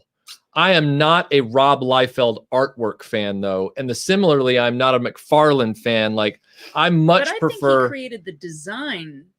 Please, comic fans, correct me. I know. I believe think he was a rock star artist that created the character. They were allowing he them. created the design, but another guy that I can't pronounce his last name, and I'm not even going to try, but I think it starts with an N. He actually wrote all of that personality, and it wasn't until a little bit later when Deadpool got one of his own comics, and it wasn't just guesting in other things, that he developed that breaking the fourth wall thing. Ah, well, then at that So point, that is when that came in, like later in the 90s or early in Uh-huh. the aughts. And you guys can jump in and correct me. I'm not super clear on that, but I think that's accurate. Falshatten says best bad guy Ian McKellen because he is not plain bad. His point is understandable. So Magneto, that's what I'm saying. I feel like I like kind of- that TV kind of show agree with Heroes you were talking about. Yeah. Yeah, I He's mean, literally like a force of nature. He's like a tornado. I mean, his point is the humans are never going to accept us. And, you know, they may to some degree, but not all of them. And you're always going to kind of have to watch out for them. Like, that's just the reality. Scott says, you can tell fans are a certain age when they still pepper Claremontisms in their speech. Describing a fight I had in my 20s, I said, no quarter was asked and none given. That earned me some funny looks. it's a righteous thing to say in a That's sentence. pretty though. awesome, dude. Yeah. Like, if you told me that, I would just be like, damn. Yeah, my favorite Claremontism is "Hope you survive the experience." Mine is snicked. Oh, Aztec Los says there was a sci-fi novel called Children of the Atom from 1953, which had a similar premise to the X-Men. And wasn't there an X-Men sub-story at one point called Children of the Atom? Yes, there Yeah. was. In reference to that? I don't know. Yes, I've heard there that. was. I've heard that phrase in the research. Well, that was the whole X-Men premise, is that they were like, the atomic age is what triggered the X gene to become active, blah, blah, blah. the X Factor. Oh my god, it skipped. No. Hopefully, I'm not missing any. Brandon Shelton says 1991 era Julia Roberts as Rogue. Yeah, Actually, that probably would have worked back then. yeah, that would have been a little better, although it still wouldn't be my ideal casting choice, but it would have been much better It's than... a step in the right direction. Well, I've been yes, trying to think of who would. Too clean cut or something. Yes. There's something. Yeah. I don't know who would make a good Rogue. I mean, I'm trying to even... I feel like she's closer than Anna Paquin. Matthew McConaughey. Well, Melinda said if you go back to the 60s and you look at Delta Burke in the 60s, yeah. Well, more Yeah. like the 70s. or 70s, Delta Burke, whatever. But I mean, even seriously, I mean, just looking at the character now, I'm like, I can't think of anyone right now that could pull it off. Right. Well, I said Delta Burke because she's truly Southern. And in the Sure. 60s or 70s, she was like She was, beauty queen or whatever. yeah, she was a knockout. She was a beauty pageant winner. She was like, she had like, you know who would have made a good one with the right hair? Wonder Woman. Oh, Linda Carter. Linda Carter. Carter. Yeah, that's true. She would have done a great one. Mm-hmm. Mm-hmm. So, Of course, Rogue wasn't even around in the 70s. this is true. Yeah, which is kind of a problem. But still. But it doesn't matter in the story timelines. Right. Because, you know. Yeah, same thing with Delta Burke. It'd be the same problem. Yeah, all Yeah. over time and space. Right. So we just need to use some of that Disney technology, get Delta Yeah, Burke bring to Delta voice Burke the character. Back from the 70s. Yeah. I think I missed a few, so I'm trying to go back through and read them. So Zion, I don't know if I remember if I read this. Oh, well, I don't think you This read is- The World of Made of Cardboard one either. No, I don't remember that. Oh, maybe I just haven't gotten there yet then. Because that was the last one on your list when I looked. All right, so Let's see if we can find it. you know, Where can it be? we've got all this technology, and yet I wanted to ask everybody out there in the world and here, what was your favorite X-Men game, like video game? Well, it was definitely the arcade. Konami. Mhm. Yeah, the arcade. the one. arc. Well, some people really like the beat 'em up one that came out. Wasn't that called Children of the Atom? X-Men Children of the Atom, the arcade. I was, think you're right. Yeah. But it was just 2-player. right. It was it was like Street wasn't Fighter. A 4-player. It was a Street Fighter game where you Yes. versus somebody else. And then some people really grew up on the Genesis games for Sega. You Which know, I 'cause- had a Sega. Yeah. Okay, The sorry. World Go. Made of Cardboard says my wife is still cheering Jubilee. She wanted her more fleshed out in the cartoon. Yeah, I agree. I mean, I feel like anything I've ever seen, a lot of the characters probably needed to be a little more fleshed out. She matured a lot in the last 2 seasons, though, I think. And she started getting into her powers and was, you know. Yeah, it's just that Jubilee's powers were like Dazzler's powers, and her role was like Kitty Pryde. So Yeah. she felt like a hybrid of the two characters, and she stole Dick Tracy's coat. And it was like this whole thing, and I was like, Wouldn't you, though? Michael wouldn't you Hinkson- steal it? Michael Hinkson says my perfect person to play Wolverine in the early mid to mid 90s would have been Randy Macho Man Savage. Oh, man. He was shorter, 5'10", built properly, and had an iconic voice perfect for him. That would have been great. "You're going nowhere." Shink. Oh, yeah. So all I'm saying is Glenn Danzig is 5'3". Wow. Go look up a picture of Glenn Danzig, especially from the 90s, and tell me that he would not have been He had the shoulders like perfect. that. He was, and even now is like, that is a dude. I knew a guy that got punched by Glenn Danzig, and he had climbed up on stage at a Danzig show, and Glenn Danzig punched him and knocked him back in the crowd, and he was like, "That was the best day of my life." That dude was scary, and he could have done it. And people, I remember, like around that time when I first heard of the X-Men, everybody was like, "Oh my God, Glenn Danzig needs to be Wolverine." It was like this thing that everybody talked about. I'm just saying. Wicked Person says Wolverine beating his amnesia is like if the Lone Ranger ditched the mask. Story over. Yeah, it's like Very it's like if Clark and Lois actually get together, what's the point of watching anymore? Yeah. Yeah, Michael Connor says Deadpool is a rip of Deathstroke, and he is, and I believe that his name Wade Wilson is like the guy's name. Deathstroke's name is Slade Wilson, right? Yes. And so they're literally Yeah. just doing it on purpose to be funny. And it is Unlock funny. the Arrowverse. It is. And I love it. Oh, the guy's telling me how to pronounce it. Nicieza. See why I didn't try? See why I didn't try to pronounce Scott the would guy? know though. Scott is a Marvel master. He's Scott. the guy that wrote the personality of Deadpool. So that is who I was talking about, but I Wow. won't be able to So- say that, Scott. Nicieza is my hero. Yes. That's my hero. Thank you, He sir. didn't. I don't think he wrote the fourth wall breaking thing though. That was a later person who was writing the comic. Oh, it gets so complicated. It's almost like the X-Men itself. Wicked Person says Deadpool's quipping fourth wall breaking is ripped from John Byrne's 80s She-Hulk. Makes it hard to adapt her book now. Yeah, and I actually collected She-Hulk, John Byrne's She-Hulk, hilarious book. So good point there. I hadn't thought of that, but I would love to see She-Hulk, because her book literally is historically before Deadpool's existence. I think they could get away with it. I think She-Hulk would be a great character to guest in Deadpool movies while having her own movies. Brian Dillingham says Ashley Judd 1990 era for Rogue. Oh, Actually, yeah. that would work. That Yeah. would Yeah. probably I mean, work. I really, I don't know if it's the actress or the writing or a combo platter, but in the regular Bryan Singer X-Men movies, Jean Grey is just like the worst. The worst. Really, you got up just to do Yeah, that? he got up to correct. He the was position. tweaking out about that lightsaber. Ooh. Oh my god. Michael literally just got out of his chair to readjust a lightsaber hanging on the wall. You know what's going to mess with you is how they get over where they were. Why did you do that? Nobody touches them. Is there a reason for that? It's been sitting in that position too long, and the weight on the far end of the blade could make it curve. Oh yeah, did you notice though where I'm pointing? Tony asks, who could Kylie play in the X-Men universe? Anybody? who Dazzler, wants. I would say.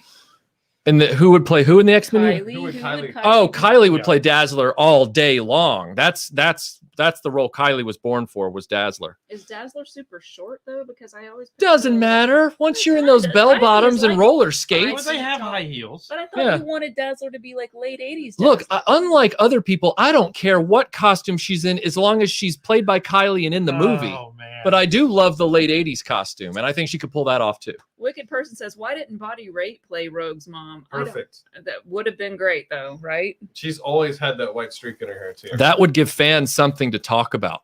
That's probably what she I called him knew up. you were It going It would give them a little mystery to figure out. Predicted that one. It would give them something to talk about. How about love? How about love? Oh man. I love the 80s. Mhm. Jason says Doctor Strange and Juggernaut. both- People are talking about mutants. I never noticed. You won't believe it. That's great. Please keep going. No. Jason says Doctor Strange and Juggernaut both channel power from the same deity. Oh, I did not know Really? that. That's interesting though. so Doctor Really? Strange is also. Oh, well, you know what? I just said magic and you got Doctor Strange. Did you know that I didn't think Cable about that, I is guess. Scott Summers' child? Yes, I did. I know can't that. believe you don't like Josh Brolin Cable. What are you talking about? Oh my God, he's so good. He's so funny. No. No, He's funny. He's funny, but I'm not a racist, you moron. Oh my God. What a good I'm answer. a big Brolin fan. I like Josh Brolin a Sadiq? lot. I'm so sorry. I can't pronounce your name right. Sadiq. Sadiq. Got it. Jennifer Garner is Rogue. She grew up in West Virginia. That's not really South. Not to us, it's not, No. but it's closer It's than not south compared to like Louisiana. That ain't South. That's coal country. No, that's like I mean, saying look. Virginia South. They think they're Southern, and They do think they are, but they are not. But here's the thing: You're if listening to Alabama right here, all right? Alabama. If you're Southern, Bias. as some of you are, you know what I'm about to say. Us Southerners can tell the difference between an Alabama accent and a Louisiana accent Damn and a right. South Georgia. Carolina and a Texas. They're all super. That's because different. everybody in Alabama just So- doesn't like anybody not from Alabama. When So you're you talking listen about- for the differences. When you're Just talking coming about back somebody from Tennessee. from Mississippi, She said I have a southern Mhm. accent. you can't have somebody from West That's what I Virginia said. doing a Mississippi accent any more Yes. than you. That's totally agree. different sound. I completely agree. Get somebody from freaking Mississippi. They have people there. Like I've been there. I I've can been vouch there. for They this. they, Yeah. exist- they have actresses there. It's true. Did you know there are people in Mississippi? I mean, you would think not. It's almost like they don't have Russian actors either because they always get some terrible person to do like a fake Russian accent. The guy who does Colossus does a good job. He speaks like 5 languages though, and he's German, so that's probably why he sounds a little closer to having a real Russian accent. It's like protein bar, good for bones. What? It's from Deadpool. Where he gives it to the, I'm just reacting to Yeah. Colossus in that moment. Like, what? he's very sweet. He's a sweet guy. But He's it's like Deadpool. He just I just heals. love it when Sweet, Deadpool. bro. well, he's she's giving it to Skyman. Negasonic. He's giving it. Okay. No, but I Charles- love it when he shoots in the head and he gets sick. He's like,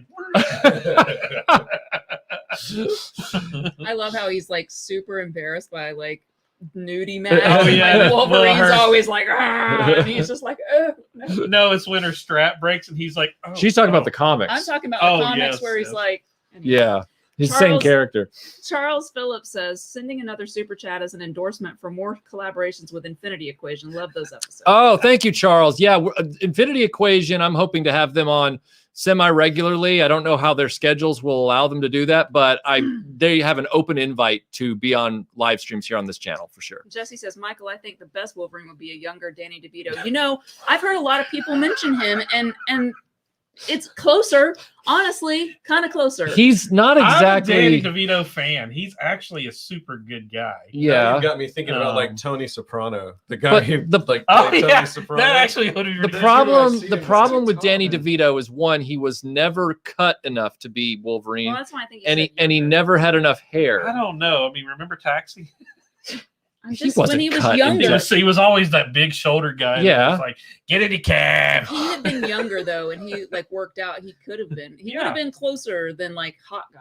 I just think people love to have like the rebel guy who's like dark and edgy. Like But you know what? Every time they've adapted Wolverine's height outside the comics, even for animation, they've bumped up his height a little bit because he's got to stand next to Colossus and I other know, that's characters. what Well, makes but it not funny. really. I mean, in the animated in the 90s, early 90s show, he was noticeably shorter than everybody. Mm, Like, okay. even when he walked up to like yell at Cyclops, he had to look up and do. Did he have to look up at Jean Grey? Oh, yeah. have they Okay, ever gotten okay. a real Canadian person with a Canadian accent to do him? Like, No, I don't because think that's so. weird too. Honestly, But that would be a little strange. Keith Holmesley You says. hear me, eh?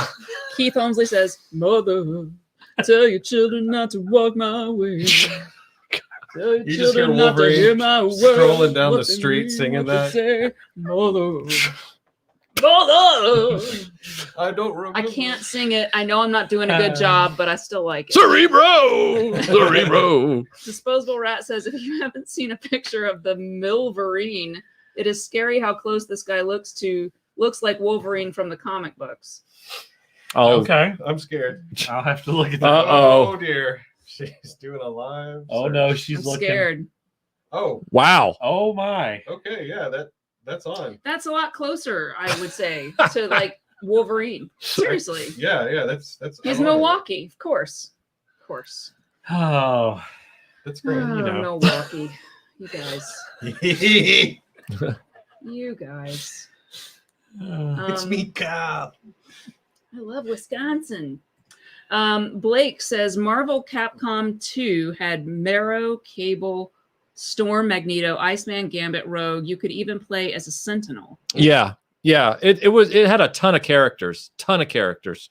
But I just wasn't into those one-on-one fighting games. I wanted to, beat up as many things as possible on the screen and see lots of explosions. Well, and now you've got all these fighting games, and depending on if it's on PlayStation, you get Yoda faces. Yoda. Tell your And- children Yeah. not to- Tell the Jedi. And not then to if you buy the look Xbox away. version, you get Mario fighting Wolverine. I mean, it's just like Yeah. it's just Yeah. Max Mercer says Lalandra had a lightsaber. Should she?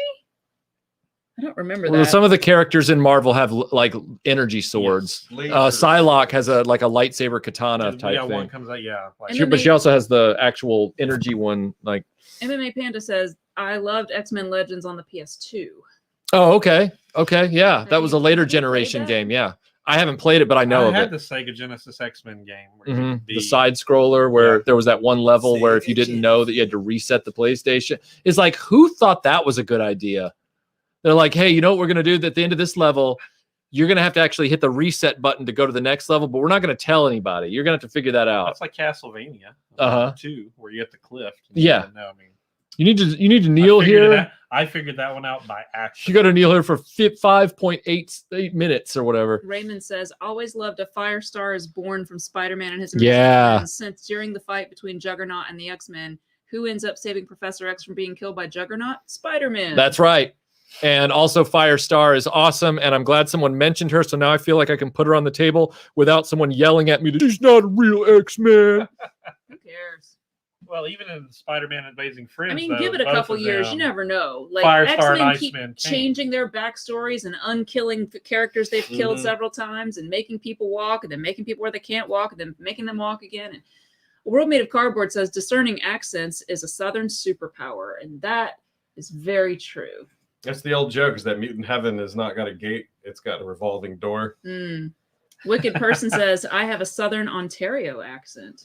So I would love to know about Not going to lie, you had me in the first half there. Canadian accents. Now, do your accents go north-south or do they go east-west, or are they just more rural city in Canada? That's a good question. I have imagine no the idea. French speaking would impact that too. So it might be like epicenters where things are more French, and then as you get further away, Well, yeah, I think there's probably the French thing with that, but then also you've got the issue of most of the population is sort of in the southern half of the country, right?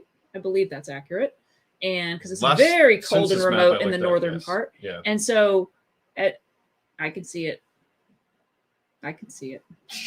I'll allow There, it. you're good now. And so, like, I'm just wondering, is it east-west? Why are you adjusting things? Because I want them to be able to see the tablescape. It was in the dark. All right, fine. All right. It is Michael, not a live stream until you see the comic book characters. Michael Hinkson says, Alabama and Tennessee in Georgia. Welcome to the South Goes Crazy. Yeah. Not really. What do you I mean, say? it is Atlanta. It's Well, sort of Melinda where- says that I have a Southern accent, and Tim says that I don't, and most of my family says that I don't. So this is the BBC Home Service. You do have a slight. Look, It is a little I- dull. You Used guys to who are be- Yankees, tell us if Michael has a Southern accent. I'll be honest, I used to be very ashamed of having a Southern accent because, to Melinda's point, you are suddenly categorized the minute you speak. Yeah, like you're Um, just people automatically assume especially if you have a thick accent, Yes. that you're dumb, that you're some hillbilly, that you're not competent, whatever. Right. And that's true not just here in the South, but I watched a cool documentary. Stop trying to read over my shoulder. What? My screen. What you cow? So tell us about this cool documentary. It was that this you watched. documentary that Was it was about about Appalachia? Scottish accents Oh. and how like That's why I'm out to here. some of, or it was Taking my or it was a Kind of northern English accent, but it was a more rural, more thick accent. And so he was like, people discriminate against me. It's hard for me to get a job and stuff like that. And he talked to this anthropologist, and she was telling this linguist who was saying, yeah, it's one of the last forms of acceptable discrimination. If you have a thick, more rural accent from whatever country you live in, you're going to be discriminated against in terms of like even phone interviews, because they can easily hear your accent, so they can just tell you it's another reason and not hire you. And so what I'm saying is there aren't a lot of people who have those thicker accents acting in Hollywood because they're somewhat limited. Yeah, I mean, it sucks. makes sense. I very recently, I've been doing some interviews and things, and I was interviewed by somebody from who grew up in Hong Kong and now lived in San Francisco, never been outside of California, and I could kind of tell that they were like, "Oh," when they talked to me. And then, sure enough, after I'm done, it was I just got the Dear John of, "Yeah, no."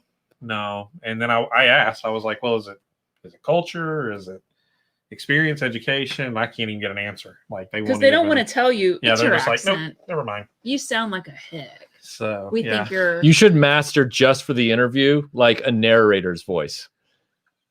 Wouldn't that be awesome? You should try and Generic voice number 4. you should try and perfectly imitate the ABC Sunday Night Movie guy for the next. Aaron's the one that does that. No, he does the voice of God trailer voice. I don't Okay. know what you were Super talking chats, about. guys. Wicked No. Person says, on True Blood, one actor had a real Southern Shreveport accent. Yes. Just one. Okay. I wouldn't be able to judge how, I wouldn't have been able to detect that for myself, but I did get that feeling from the show. Like, they just didn't seem to have gone through a lot of effort to even make the people who were supposed to live in Louisiana sound like they were from Louisiana. I love how Rogue has sent us down a rabbit hole of talking about accents, and we've lost 30 people watching it during the accent discussion. I don't care. Wicked Person says, because of that. in the 80s, we Canadians wanted Neil Young to play Logan's dad. You Canadians do love your Neil Young, though, don't you? You really do. I guess it's fair. Who is your favorite Canadian person? Go. Aside from Wolverine. Favorite Canadian person? Ryan Reynolds. Yeah, Ryan Reynolds. Oh, that's another one. Is he's Canadian. Scott Deadpool. Mosier. Deadpool. Wade Wilson's character is, I believe, Canadian. Scotty Moe. Scotty Moe. Yeah, Scott Mosier. Okay. Probably one of the Stargate actors. I'm trying to remember which one was from Canada. Wolfie762 says favorite the Muscle X-Men bad guys. Sabretooth, for example. Oh, the Muscle. Yeah, I guess Sabretooth would be a good choice for that because I'm not really a Juggernaut fan. I just don't. I'm not a. I don't hate Juggernaut, but I don't get the fascination behind him. So yeah, probably Sabretooth. I mean, recently Juggernaut's become kind of a meme. Yeah. Well, again, for me, Apocalypse. Wasn't the Blob a bad guy? He's not muscular though. He's the opposite of muscular. He's just fat. And I can say that because I'm a fat guy. You're not blob fat. No, but I'm still a heavier guy. What was that? Nothing moves Tim Whitten. Nothing moves the blob. Wesco White says Beast, Jean, Scott, and Logan sitting right in front of me. RetroBlasting presents an X-Men fan film. Come on, guys. I don't get it. Okay, so he's we're all Beast, Jean, Oh. Scott, Logan. I'm Jean. Yeah, I guess so. Don't feel bad. I have to be Cyclops. I like You are Cyclops. You didn't like Cyclops before you watched all that stuff about the X-Men. That's who I And got the on way the- he treated Madeline Pryor in the 80s after That is my least favorite thing. And I agree. That's all super problematic. His- I will say that he gets a bad rap, though, because in the movies, the way they depict him and the way Bryan Singer depicts him in the movies sucks. Just a jerk. Even in the cartoon, he was a jerk. He's got to be kind of a jerk. So here's my theory. First of all, I think Joss Whedon read a whole lot of X-Men comics, and I feel like he based a lot of plot lines in Buffy on the X-Men and Angel as well, actually. And I feel like Buffy Summers and Scott Summers have a whole lot of personality traits that are very similar in the It's sense a that good observation. she is like a leader. So she has to make the tough decisions. All that responsibility is on her shoulders. She has kind of a troubled past, troubled childhood, but she's still having to kind of stand. She's always alone. She kind of has to deal with her stuff on her own. Everyone's mad at her because she's constantly having to, like, especially by the last season, season 7, she's having to like make everybody do what they're supposed to do, even though they don't want to. So they resent her, but she has to do it. And that's very similar to Scott because someone has to be the leader of the X-Men. And he really, until Storm supplants him, he really, So are you saying that Angel is actually Phoenix because he goes Dark Phoenix occasionally? Saying Willow is the whole Willow, Dark Willow storyline, I feel like is lifted heavily from the Dark Phoenix storyline about how she kind of got addicted to the power of the Phoenix and doing all of the stuff and getting vengeance and all this stuff. And she even says, even her human persona that's still in that body with the god deity thing that's in there, she's like, I enjoyed killing all those people. I enjoyed getting vengeance. You're gonna have to kill me because I can't stop. And when Scott tries to save her on that planet, he's like trying to bring her back and make her be Jean Grey again. He does it with the love thing, just like Xander does when he's stopping Dark Willow. So I'm just saying, Joss Whedon straight lifted stuff straight out of these X-Men comics and put it in Buffy. So does that mean Spike is Wolverine? A little bit. Bloody right. Does that mean that Xander is Lockheed? No, he would be more like Gambit. Who, Spike would be more like Gambit? But Buffy's not Rogue. I don't know if it's a 1-to-1. I'm just saying some plot lines are very similar. That's a very good point to bring up. I'm going to figure this out. Space Monkey Mafia says, now that Disney is bringing the X-Men into the MCU, what is the chance of a Mary Poppins crossover into Expialidocious. Oh, never seen that spelled that Space way. Monkey, Space Monkey, copyright that and hold it hostage from Disney. Seriously, they're gonna. That's a great name, by the way. Yeah, they're gonna want to do like a Christmas special called Expialidocious on Disney Plus, and you're gonna have the rights to it. Now that song's in my head. Thank you. Wicked Person says Canadians have an East Coast, very Irish-sounding accent variant, which is probably like Ashley McIsaac, which is cool. Oh, interesting. And then none of our accents ever show up on TV except on X-Men, TAS, when all the voice actors were Canadians, eh? We were just talking about Irish accents today at Subway. Michael's accent drifts. See, I told you. Drifts from what? From what to what? Tell him, Wicked. You get him. You tell him. He's still Southern. Well, you know. What Ryan done can't be undone. So you should stop thinking about it. I can't. He means Bite your me. Southern accent. Bite Me says, does Wolverine have a Southern Alaska accent? I thought I have no Wolverine idea. was from Canada. Canadian Rockies, not Yeah, Alaska. He's from the Canadian Rockies. Am I wrong?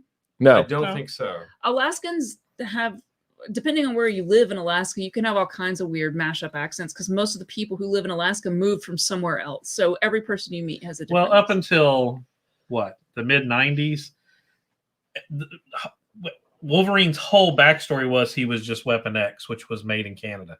I mean, there was really nothing prior to that. I thought his first thing, So- like before he got his mind warped out by Professor X, I thought that he was like a member of the Canadian government and That's was what I'm like saying. an assassin. He was Weapon X. And That's all we yeah. knew.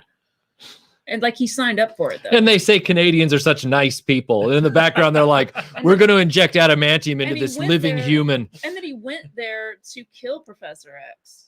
And that's when Professor X like wiped his brain and and put in this thing that like he had been chosen by Professor X. Like they sent him there to kill Professor X, and Professor X is like, "Ha! I knew that this person was in here. Now I got your guy. He's like, I'm going to Rian Johnson Ooh, I that got guy. your girlfriend. I got Your weapons are useless against me. I'm going to subvert your expectations, Canada. My milkshake In brings all the Rocker boys to the says, yard. My milkshake is $5 better super than chat. yours. That's what he says. Thank you. Thank you very Mr. much. Rocker. In- Well, I'm sorry if my accent drifts occasionally. I mean, my God. All Now right, notice all right, when Texas. he actually uses one, it is a very Tennessee accent. Oh, is it? It is. that's very Tennessee right there. Well, that's the one I grew up listening to with all my aunts and Because uncles. it's not necessarily Southern as much as it's hillbilly. It's true. Very Oh, hell no. Very Appalachian. Robert Diaz. Very It's Appalachian. very Appalachian. It is. It's hot though. Robert Nice. Diaz in a toothless kind of way. Oh. Daniel Way wrote a Deadpool run in which he joined the X-Men. Forget the year, but Deadpool is an X-Men. Ah, see, excellent. Although, I Do don't you really think- want him to be one? no, I don't. Exactly. No, as long as he got kicked out Listen, later. Yeah, You could literally tell me that anything had happened in an X-Men comic somewhere in some version of some offshoot of an X-Men comic, and I would be like, I'm sure that's true. Yeah, There's probably- this you're not wrong. There's probably some comic where this Red Bull, this one right here, is an X-Men. There was that 10-issue cycle in the late 80s where, Wolverine Very accidentally cool. prolapsed his rectum. Oh. And he was out of commission for a while, but fortunately, comic books always get to reverse everything, and so he's all right now. Where was my Jason- southern accent there? Jason says, so I am in Left California. with your couth. Jason says, I am in California. Do you consider me a Yankee? I personally feel more akin with Southerners than Northeasterners. No, you're just from California. I would say we consider you a Yankee. It's Californication. California. If you're not from the South, then you're That was not for you. from the South. You're either Thanks. for us or you're against Late us. 90s, early aughts. See, I don't even music. consider Arizona Yeah. South. I don't even consider it. I don't consider it South. Yeah, and I'm just saying that's what I'm trying to say is like. But I'm people are saying like, when we say Northerners, at least from my family's perspective, it was non-Southerners. So if California is definitely not Southern. Last week was Modern Toys, where we talk about vacuum cleaners. This week it's X-Men, where we talk about regional accents. I mean, there's a lot of weird stuff where Californians like weirdly like the South. Well, and that's I don't know what that's all about, story. but it's weird. You have a story? Oh, I've got a. Can we heck of a save it for the story. after show because we're running low on That's time? no, trust me, we're gonna have to. Scott says Cyclops is not a jerk. He was artificially turned into a jerk by folks writing themselves into a corner and then sticking with it. Pre-1987, I'd call him a contender for Marvel's best team leader. I agree with you, Scott. I think that's true. But what about the whole Madeline Pryor thing? That didn't happen until like later in that. I was going to series. say he didn't really even have a personality in the 80s, but none of them necessarily had. I don't think he was a jerk. I think he was making the hard decisions that nobody else wanted to make. I mean, certainly Wolverine wasn't going to make them. Cyclops was like the sharks in Austin Powers. Are they ill-tempered? Do they have freaking laser beams in their head? He's ill-tempered and he has laser beams in his head. That's a good. I like Yeah, what you did. Professor X is number 1. He's number 2. Epic Badger says, Michael, you may have lost 30 viewers, but I just joined. And since I am from Wyoming, based on political representation, I make up for all 30.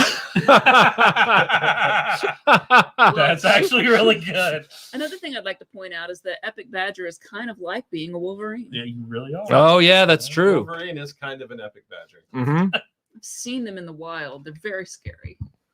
Not badgers, Wolverines. Oh, we are running a little. Yeah. Do we need to- aren't Wicked we? Person says Deadpool is an X-Man.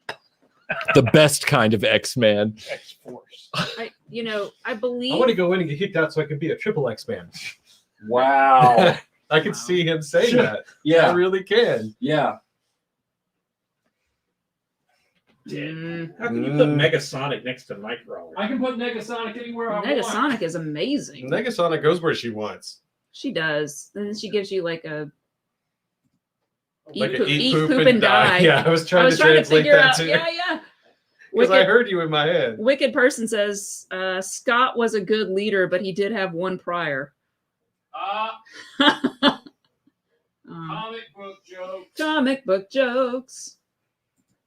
Ben Hinkson. Michael Hinkson says, being from Northern Nevada, I've been considered a desert rat, but to get it straight, I'm a member of the Wolf Pack. Well then. Okay. I'll take your word for that. Not going to challenge you on that one. Nope. That was funny. I like to fill the quiet with just onomatopoeia. Blue Hero says, I miss the days when Deadpool was an X-Men villain that no one cared about. Someone doesn't like Deadpool. Every dog has his day. The Matt Wolf says, as an Alaskan, I discovered that I talk roughly 1.5 times faster than most Southerners I've met. Well, that's true. I started talking That's a lot. very precise measurement. I started talking a lot faster when I moved to Alaska because people there do talk a lot faster, more like There was not like New Yorkers because they sound like. When I lived in Alaska, it was like the late 80s. So everybody talked like Valley Girls, like, oh my God, like that. Like we really literally like talk like that. Do you think that that's just a perception thing? Because being closer to the equator, we're technically moving faster with the Earth's rotation. Whereas like up in Canada, So we being talk closer to the slower? pole, you're actually moving the ground speed's a little slower. Mm-mm. You know? Okay. No, I was just curious. I think that Scientifically, I was just wondering if that would have an impact on perceived hearing of words. I had a I New don't- York lady one time yell at me and tell me she hated Southern people because we talk too slow. And I said, well, if you know Southern people that well, then you know what I mean. Bless your heart. Ooh. Yeah, you pulled out the big guns. You pulled out the big guns on that Matt one. Film Production says, Melinda, where's that Joyzy accent of yours? I am not good with accents, you guys, and I think that accents Ooh, are that one's amazing. gonna I be wish good. that I could do them like Michael does. Already know. If I could, I would literally do them all the time. But I will say this: one time I visited Boston, and Boston? I loved it up there. But it took maybe 3 days before I started doing the accent, and I couldn't stop myself. Like I would catch myself doing it because wherever I go, the people that I'm around, I start just taking on their accents. It's sort of like a blending in type of thing that I'm not 100% aware of, and I had to force myself to stop because it sounded like I was like making fun of them, and I wasn't. I just really wanted to like sound like them, if that makes sense. But I can't do that does. accent now.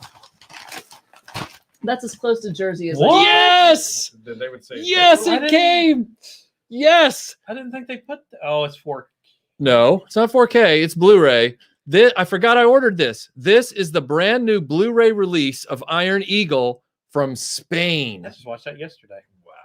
But I got it on physical media, and it's got Spanish on the front, but it's English on the disc, you know, with just optional subtitles. There's no telling what she meant by that one. Cool. what is it? It's my Blu-ray of Iron Eagle. Do you want us to hold it up? I Yeah. have a holder over there. Show it in all of its glory. I think that one's going to be a very interesting package Yeah, this from one's... the postage. Don't do that. Trying to make it fit the screen. This is this next one is from our friend Evander from the UK. Scotland. From Scotland. It's from Scotland, yeah. World Made of Yeah, Cardboard right. says, my wife picks up accents whenever we travel. At first I thought she was mimicking, but she doesn't realize she's doing. Yeah, that's exactly what I do. Like, I don't know if it's an adaptation that I have, like from being an army brat. Or A mutant adaptation? It's a survival technique. It really is, because when I moved to Alaska from Alabama, I got to tell you, I really took a lot of crap for like the first 6 to 8 months that I lived there, and I had a very thick Southern accent. And This is our latest mutant, Melinda Mark, aka Loudmouth. She can do any accent in any region of the world. She's like Mystique, but with accents. I was working quickly. I would have come. Does all Every- the shape shifting. everything that's going through my mind right now would get us demonetized. Awesome. Wow. Wow. I was joking. I was entertaining the troops. Oh, me too. Bryant says we Southerners talk slow because it's too hot. So Not Tim, incorrect, I'd just though. like you to know you've been reprimanded by my wife for saying "bless your heart" on live TV. She That's felt like true. that with that language She was did too say strong. don't use such language on Yeah. live TV. Sorry. Gory Gusto says Melinda is rogue of regional accents. Just like absorbs them. I wish. I mean, Well, that's What is? What- Wow, what I've is never even that? seen this before. The Dick Tracy LABD. Oh, it's in French. sacre bleu. you can actually read it. L'esprit plus Can you translate it? vif qu'une rafale de Can you say it in English? though? mitraille. No. No, he can't. Okay. That But was- awesome. I mean, oh, it's a comic. It's It's French. in French. Scuba Pete says they were getting wicked pissed. I don't know what he's talking about, but that's funny. they were getting really drunk. Or mad. Okay, and then A World Made of. Oh, I already read that one. Sorry, I scrolled back up. too Oh, wow. far. oh, dear Michael and oh, sorry. If you need to say a super chat, go ahead. I That would is need a glasses to Super read super that. chat. You go ahead and skim that. By That's the a way, lot you to have read. wonderful handwriting. Brian Clark says Madonna had that fake English accent for like 4 years. Oh. You guys remember that? Oh, it was horrible. Don't you love it when Yeah. celebrities just I was take on embarrassed. fake I accents? was embarrassed. Just What about that decided lady? Is it Joan Collins that suddenly adopted like kind of a fake accent? No, but you're right about it being so embarrassing. Is that what I think it is? This is the car from View to a Kill. Oh, That is. I love a video. I know. Rest in peace, Tanya All Roberts. things Yeah. 80 says No a waitress freaking kidding. A waitress in a Brooklyn diner, on hearing my Scottish accent, said, "Oh, are you from Coventry, England? What the hell? You're from somewhere over there." Coventry. Yeah, What are I you gotta tell talking you, all about? things 80s. Having heard your accent, there's no way anybody that's- could think you're anything other than Scottish. Okay. The fact that it's in its own little diorama with the people. Uh-huh. Evander, this is awesome, man. This is cool. It's- You've got to show that up. It's a close. car from the View to a Kill movie. It's in a little diorama. That's just awesome. and there's someone walking. That's one of the bad guys from the movie. Yes, That's actually a scene from the movie. which makes my statement even more accurate. That there is someone walking. up Robot behind the talk, car. robot talk. Jason Anderson says, Epic Badger, I have been told by several people I devolve into a pseudo Val speak accent when I'm agitated. It haunts me. Well, I mean, I think of anywhere in the world, Scotland, you win when you get angry. Oh my God. That's like the best thing ever. It really is. Matt Swafford says X-Men: The Endgame storyline in X Factor, which culminates in Cyclops having to send his infant son Cable into an alternate future to save life. Yeah, he like his son is dying. He's still very little, and so he sends him like 2,000 years into the future to save him, and then we find out not long after that, right, that it's Cable. Pretty cool. He turned out pretty great. It's another one, dude. Yeah, it didn't mess him up. This at one all. says Aston Martin copyright on it. Oh, there you go. Super That's well all you right there. It's Oh, that's cool. the Living Daylights Volante going up the ramp Your in favorite Living. thing. Oh, It's even got a driver. It's even got him driving. yeah. That's I wonder if it has a blonde lady in the passenger seat. Oh, go down a gear. Oh, we've got Doctor Who Kind of stuff. A little more towards the right. Oh wow. We've yeah. got Doctor Who stuff. Yeah, So you can see thank the you. colors. You flipped this to make it easier to view, and it Oh throws crap, up my- that's an arm. Ooh. Oh well, I believe I can fix that. So we have a Doctor Who guy who I'm going to have to repair his arm. No problem. I've worked on a lot of NECA figures. Is that NECA? No, You guys like, man, does this thing have a visor? What's going on? we have a Destroy. military Exterminate. Dalek whose parts are in here. This looks like this is the Dalek from the Matt Smith episode where they go back to the Blitz and Winston Churchill has militarized the Daleks. And he's like, "What are you doing? Why would a Dalek need a canteen? It's just part of. You gotta watch the show." Winston Churchill was like that. Fat Rob says he wants to hear me do an accent. The worse, the better. I don't do any accents other than the Fargo accent. You do That do was the Fargo worse accent. and better. I don't. I can't do a British accent. See, it's terrible. This right here is a vintage, Oh wow. vintage John Pertwee Third Yeah. Doctor May as well be action in a pack. figure. Look at the nose on that one. It's Oh, he's got haunting eyes, ladies and gentlemen. Haunting eyes, right here. oh sorry. What's Oh, going that's on right. over here? Ooh. What about Oh wow, one of the robots of Would you death. just rather do everything? Just hold it. Uh-huh. That looks really good, actually. It's not doing the thing. You're making up things now. Evander, Like the these head are does. these are so cool. Yeah, I'm not getting rid It's just the sculpt. We did the best we could. It's one of the robots of death. Here, I'll trade you Okay. this haunting man for a robot of death. I've reversed the polarity of the neutron flow. Looks like he's got something on his back. It's a screw. Hello, Um, everyone. I'm. What is super this stuffed. screw you I didn't. talking? I'm not showing it anymore. Oh, I'm It's- still just interacting with it because. Oh, this is from the Sea Devils. This is one of the Sea Devils from Doctor Who. Andrew says, as a child, I picked up a Texan accent while living in Livingston, and I didn't even know it. Well, that's what happens with a Southern accent. It'll creep up Yeah. on you. Livingston, I presume. It's an ice pirate. Is that what they're called in this show? In the show, ice pirates. I do not. Know. I do not know Doctor Who. I'm good pretty enough. sure this is one of the ice warriors. It's like a backwards turtle. Turtle. That would be messed up if that's. Don what's in a Miles turtle. says, Melinda doesn't like Jean. Melinda actually hates a fellow redhead. What is going on here? Oh crap! Parts fell out. I actually don't mind Jean in the felt it. comics, but I am not a fan of her at all in the movies. Do you remember these guys? She is Those are the Zygons. Yeah. Yeah, those guys make me absolutely. vaguely uncomfortable to look at. She's terrible in the films. So Here, hand it over. Yeah, it's a don't want to Zygon do it. from Doctor Who. Sorry about this. Another of the robots of death. Cool, I don't need to show him again.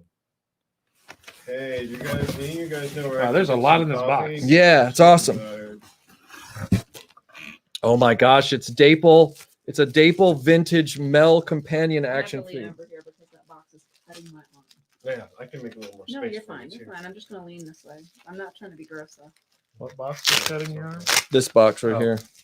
Yeah, Brian Clark. That was the name that I Look got at the shoulder teased pad. with I when know. I was in elementary school. Was Melinda Mockingbird? It's like Mm. annoying little kids going Melinda Mockingbird, Melinda Mockingbird. It's like, wow, that's weak. That's all you guys got. That's. And then they just started calling me fat. Oh wow, They it's a showed me. Evander. I don't even Wow. have one of these. It's a modern Cyberman. Brian, don't take that too harshly. She had some stuff she needed This to is get out a this is a modern Cyberman that I do not have. I only have the classic ones. Thank you so much. And then finally we have what looks like a 4th Doctor and a 5th Doctor. There's so many doctors. I like how they just sent you Doctor Who. Like, Yeah. all of Doctor Michael Who. says, guess James all, Bond and guess Doctor all Who. things X-Men is over. Well, again, we're doing Well, the box opening now. mean- So, ooh. Hey, bro, you need to lay down for a minute. It's the 4th Doctor, Oh, Baker, Tom Baker, my favorite. the 4th Doctor, the man, the myth, and he's in his best version of his costume, the one I did at Dragon Con. Yeah, but he's got like a haunting smile. What's going on? Well, Baker kind of did. No, not like that. There's something going on with that All right, so we felt something fall. We did. There was a It was part. my soul. There it is, right there, whatever it is. one. It was me for you, Michael. Is Oh, that just something? Piece of glue or something? Brian, Looks don't worry about it, man. Yeah, that's why I tried to comfort him just a little bit after your Nah, reaction there. I mean, it's just like it was Jason Anderson actually that was sort of saying that. But look, I'm just saying it's not an insult. That was my point. Was that Melinda Mockingbird? Oh. Like mockingbirds are pretty cool. That's not really an insult. They're the like, bully of the bird world. and I mean, would say that I'm like, that's not even mean. Like, what are like kids would try to be like they'd sing it in that little teasing voice. Jesus. And I'm like, that's pathetic. Michael's and like, then they were forget like, it all. yeah, well, you're ugly. And then it's like, well, that's mean. Like, that's mean. but that's a losing statement. Yeah, I was You've like, got to I resort to called okay, everything and just ugly. ignored it. You already it's you're best not head very sculpt good, they ever so- did of Peter No. Davison. All right, what do we have here? We have Blue Hero says these are all Mystique impersonating Doctor Who characters. That's right. It's true. Like at some point, Mystique's going to be so overpowered that she What? can just split herself off and multiply and be like multiple people all at the same time, which is sort of what it seems like she must have been doing in that first I don't movie understand. because she's okay. watching the people This in the is a school mystery. and she's like being the senator BBC? guy's like Yep. next like his assistant or whatever. What? This is from Tony at Analog Toys, and it is the entire series of the British comedy Only Fools and Horses. It's the complete, seven seasons and 15 Christmas specials. And 15 Christmas. Michael has specials? been watching that a lot recently. but the thing is that not all of it is on streaming, and that's why Tony wanted to get me the official Yeah, British no, DVD set. It's only he'll like a be piece of watching it. and I'm like, what are you watching? This is awesome, dude. What's he Thank you. watching in And there? he's like watching it, and I'm just like, You laughed at some of it. I laughed, but I'm like, that guy's a jerk. Look, Tony, they're never gonna get. They're, that Whoa! What are you saying? you guys are always marginalizing me for not being from Alabama. I'm the one that's left out of this 4 crew thing here. I never get all your stuff. Never Okay, get all good. your I am stuff. not- Deadpool, settle down. I thought it was funny that like So you're he's- superior? No, I'm not. what you're I'm saying? always run down. This is my thing. You leave me be. let me Leave just, me let, be. me, let me clarify. This will make you feel better, Tim. He also was trying to watch Rick and Morty the other night. And I was like, why in the hell are you watching this crap? And then he was like, he turned it off. He was like, fine, I'm not going to watch it in front of you. Hey, Michael, And I was you can like, come over cool. anytime and watch. Don't Rick and watch Morty. I it appreciate that. Yeah. Thank you. I'm trying So to. see, I'm trying to I'm pull. just saying, you guys. That's just mean. It's just Trying to mean. expand my horizons, and everyone's dogging on me. Sometimes you gotta. Michael just can't win. I would much rather you watch this. I feel like Fools and Horses is a higher quality brand of comedy. I would- Morty. I would definitely agree with that. But the one guy, this guy right here, Yeah, he looks really like nice. Danny DeVito looking guy, Yeah, he looks like Wolverine a little bit. he's like a slimy used car salesman type. And he's always trying to run a scam. In fairness, you would probably find this show funny. And, Probably. I and believe I'm that's yeah. being called and a he's grifter. also like 45, but I get the impression that his character's supposed to be like 25. His character's supposed to be 35. Okay, he looks like he's 45 or 50, and it's weird. It's in the early 80s when everybody smoked. Everybody looked To be older. Well, it fair, already been everybody in the 20 early years 80s. of looked like right. they were a lot older. That's yeah. I mean, if you think of the 70s, Mhm. and I remember the 70s very well, everything was dirty. Yeah. It didn't matter what. But it everything was covered in lead from the gasoline. and the smoke from tobacco. Yeah. So this is from our good friend Bjorn. This box has officially been in transit for over a month and a half, and he lives in the United States. So let me read this letter. Oh, there's a pin. Is there a pin in there? Here are some SH Figure Arts Rangers to kickstart the collection. Now take this pen and stick it up your nose. Don't really do that. Nice. And he actually sent a pen. That's Oh, that's funny. That's probably Okay. why it took so long. Is that box? I got have to X-ray read trying to this. figure out what that Yeah, they were was. The like, Matt why is there a Wolf pen? says Canadians dumped all their meanness into Wolverine and geese. That's Oh yeah, Tim is in heaven now because you sent a micro land speeder. Yes. Smaller than normal thing. You're like, it's so beautiful. It's so great. It's so great. And then we have It's Hot Wheels. we have file cards for Duke, Cobra Commander, Cobra Claws. Wow.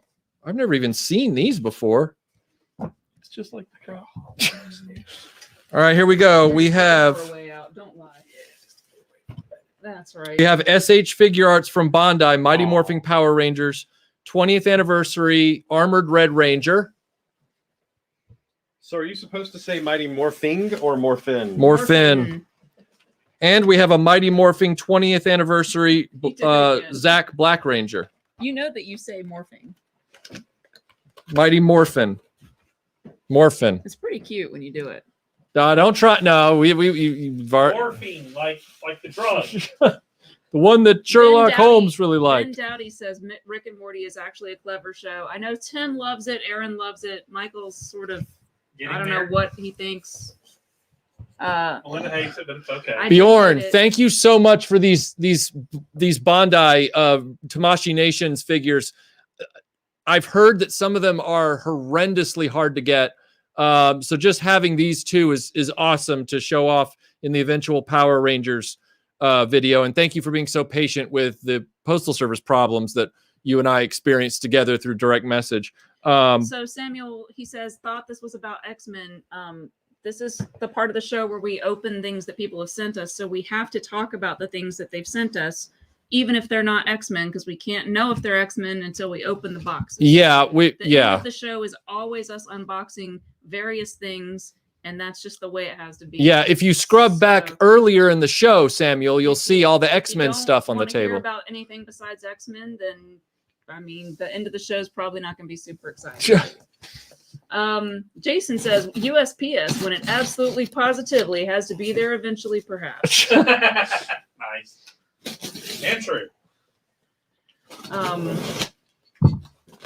Although I will say I ordered something from Siberia recently on eBay, and it is taking forever to get it. Mm-hmm.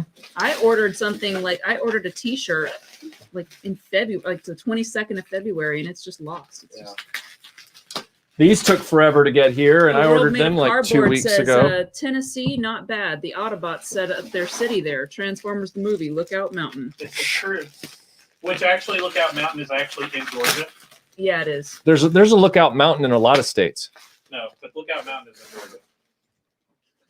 We'll talk about this later. Fight! I bought these two Yavin Lukes for some customization needs. So What are you going to do to these poor these figures? these figures are going for nothing right now. These are like $8. But are you going to mutilate them? T2 Former Michael says, did you ever say which X-Men artist you liked the best? We did not, so I figured I'd let Tim, do you have a favorite artist? I don't know. Again, I'm like you. I don't know names, but again, Age of Apocalypse, the artwork done there was amazing. Is that nice? I really liked the Probably artwork. Jim. I really liked the artwork in the early between 75 and 80. Like that artwork through the early 80s, I thought was great. I don't remember who there were a few artists then, but they all kind of had that style. I do like cleaner lines like John Romita Jr. or even Mark Bagley was a cleaner artist in the early 90s than the Liefelds and the He McFarlanes and doesn't stuff like like that. all the lines and the hash marks. I don't like all that where it looks like you're looking at a hidden picture every panel. I can't stand that. One of those 3D 80 pictures in the mall. Michael Pytel says, how does Sylvester Stallone say morphin? Well, I mean, looking at that red leotard, he's like the armor. I mean, it's only on your shoulders, and you probably still get kicked in the batch. So it's like, that looks like that's gonna hurt, How does our friend Marky Mark say? Say what? Morphin. It's like the morphine, morphine. I mean, it's Mighty Morphin. Mighty Morphin. I mean, they're there, man. They got their protein shakes and they just out there doing it. Working out all the time. Yeah. Gotta do the pump. Yeah. Gotta lift, bro. I mean, they're all different colors, but they've all got black belts in lifting, bro. Werewolf by Lunchtime says, I'm a Kurt Swan fan. Yes, Kurt Swan is awesome. This is another parcel from Evander, the guy who kindly sent all the... Yeah. What is... Clay Wow. says, Michael, why don't you take up voice acting? Voice acting is like acting. It's very hard to get broken into that as an established thing because there's an establishment. They don't let you in unless you know somebody who knows somebody. And I'm not a joiner. Like, I just... What? You? I know. So Evander just sent in this parcel a vintage Action Force storybook from England. Is that Wild Bill? Yes. And then a classic horror storybook from There's the same a line. serial killer in there? Dr. Jekyll and Mr. Hyde. And then, He flies a helicopter. Wow. and that's Buffalo Bill, not Wild Bill. Michael Hinkson says, Michael, are those Yavin Lukes with the correct or incorrect name spelling? Correct name spelling because they revised the hair color, I believe. And so I needed the revised hair color. Jesse says, I find it weird that Disney haven't made a new version of Tomorrowland envisioned by Tony Stark. That is a missed opportunity. Yeah. Wow, this is a book that they published, I guess during the vintage era, called Doctor Who Time Frame: The Illustrated History. Oh, that's cool. And it's got all kinds of reproductions inside of vintage Doctor Who ephemera. This is awesome. Thank you. Actually is really cool. Thank you so much, Evander. Let me set this here. I have to read this comment because I think everyone in this room will definitely agree. Zantara says, I hate this society's forced job networking. Some of us are not social butterflies. Right. Oh my God. Yeah, they're trying to weed us out. Oh my God. All right, let's see. Gosh, this is also from Evander. Real quick, Matt Film Production says, I have a voice impressions reel on YouTube. Can I link it to you, Michael and Melinda, to get your opinions? I did a Soundwave, Megatron, Unicron, Dr. Claw, Slimer, and a Mega Red voice test. Yeah, sure. Go ahead. This is an Action Force storybook, Flint's Holiday. They're so little. And then a Teenage Mutant Hero Turtles. See, I told you guys. I told you. Did we? That's like Berenstain Bears versus Berenstain Bears. People like, did I misremember that was a thing? Oh, awesome. And then a classic Doctor Who book called The Harper Classics. Are these comics? Fat Rob says, Michael, sorry to bring it back to X-Men, but is there a character you're wanting to see immortalized in plastic? Now that they've done late 80s Dazzler, I'm hard pressed to think of another character. Oh, okay. Yes. I would like them to do Kitty Pryde with Lockheed as depicted in Pride of the X-Men and the Konami game in the khaki pants with the blue jacket. That's what I would like to see. I would love that. I would like to see Anya, Magneto's daughter, after she was burned to death in the building. Look at this. This is a story. Wow. This is a storybook of two classic Doctor Who adventures, but it uses production photography that I've never seen before. This is a beautiful book. Like a novelization with photographs from the episode. Yeah, that's cool. This is a beautiful book, Evander. I cannot wait to look through this. And he will. Oh, I will. Oh, this is awesome. Jenkins says Scots send the best stuff. Oh, they do. Yeah, they do. You got to wake up pretty early to beat the Scots. They yell at the best. They yell at you the best too. They do. Well, yeah. They have a nice yelling thing. This Russian people yell pretty well. Yeah. Holy cow. This is also from Evander. This is a vintage Action Force annual. Michael Hinkson says, oh, look, a large box just for Melinda. Where's a box for Melinda? Right there. Ooh. It is just for Melinda. So Melinda has to open this box. No, I don't want to open it. Why? Well, why don't you insult the person that just... I want Michael to open it and then hand me the thing that's inside of it. You see, that's a power play right there is what we call that.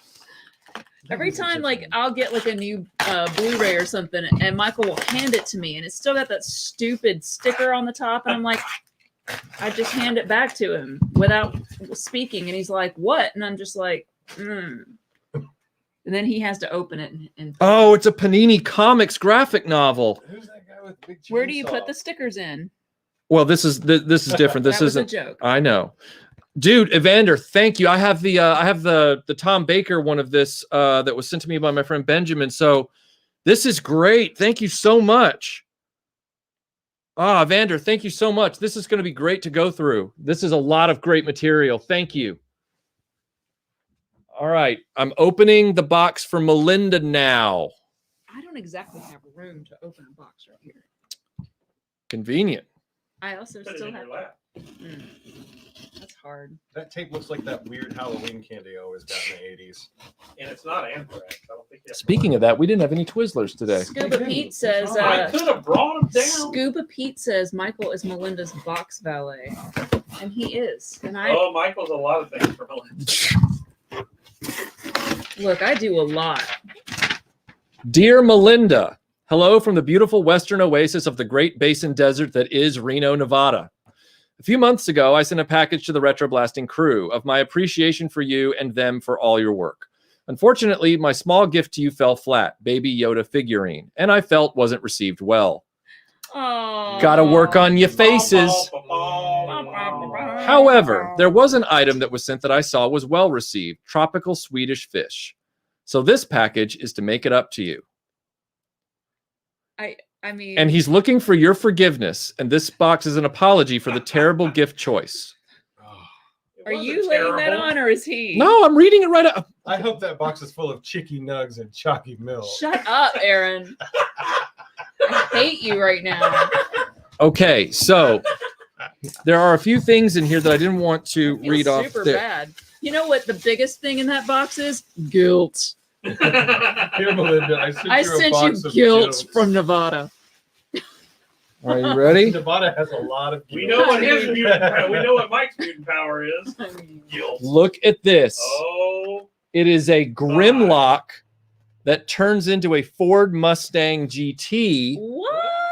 Yes, that's an alternator. Those are some of the nicest. I've never even heard of that. they're very cool. And Melinda loves muscle cars. So, and Grimlock being her favorite Transformer. Yeah, that's awesome, Mike. That's awesome. That's crazy.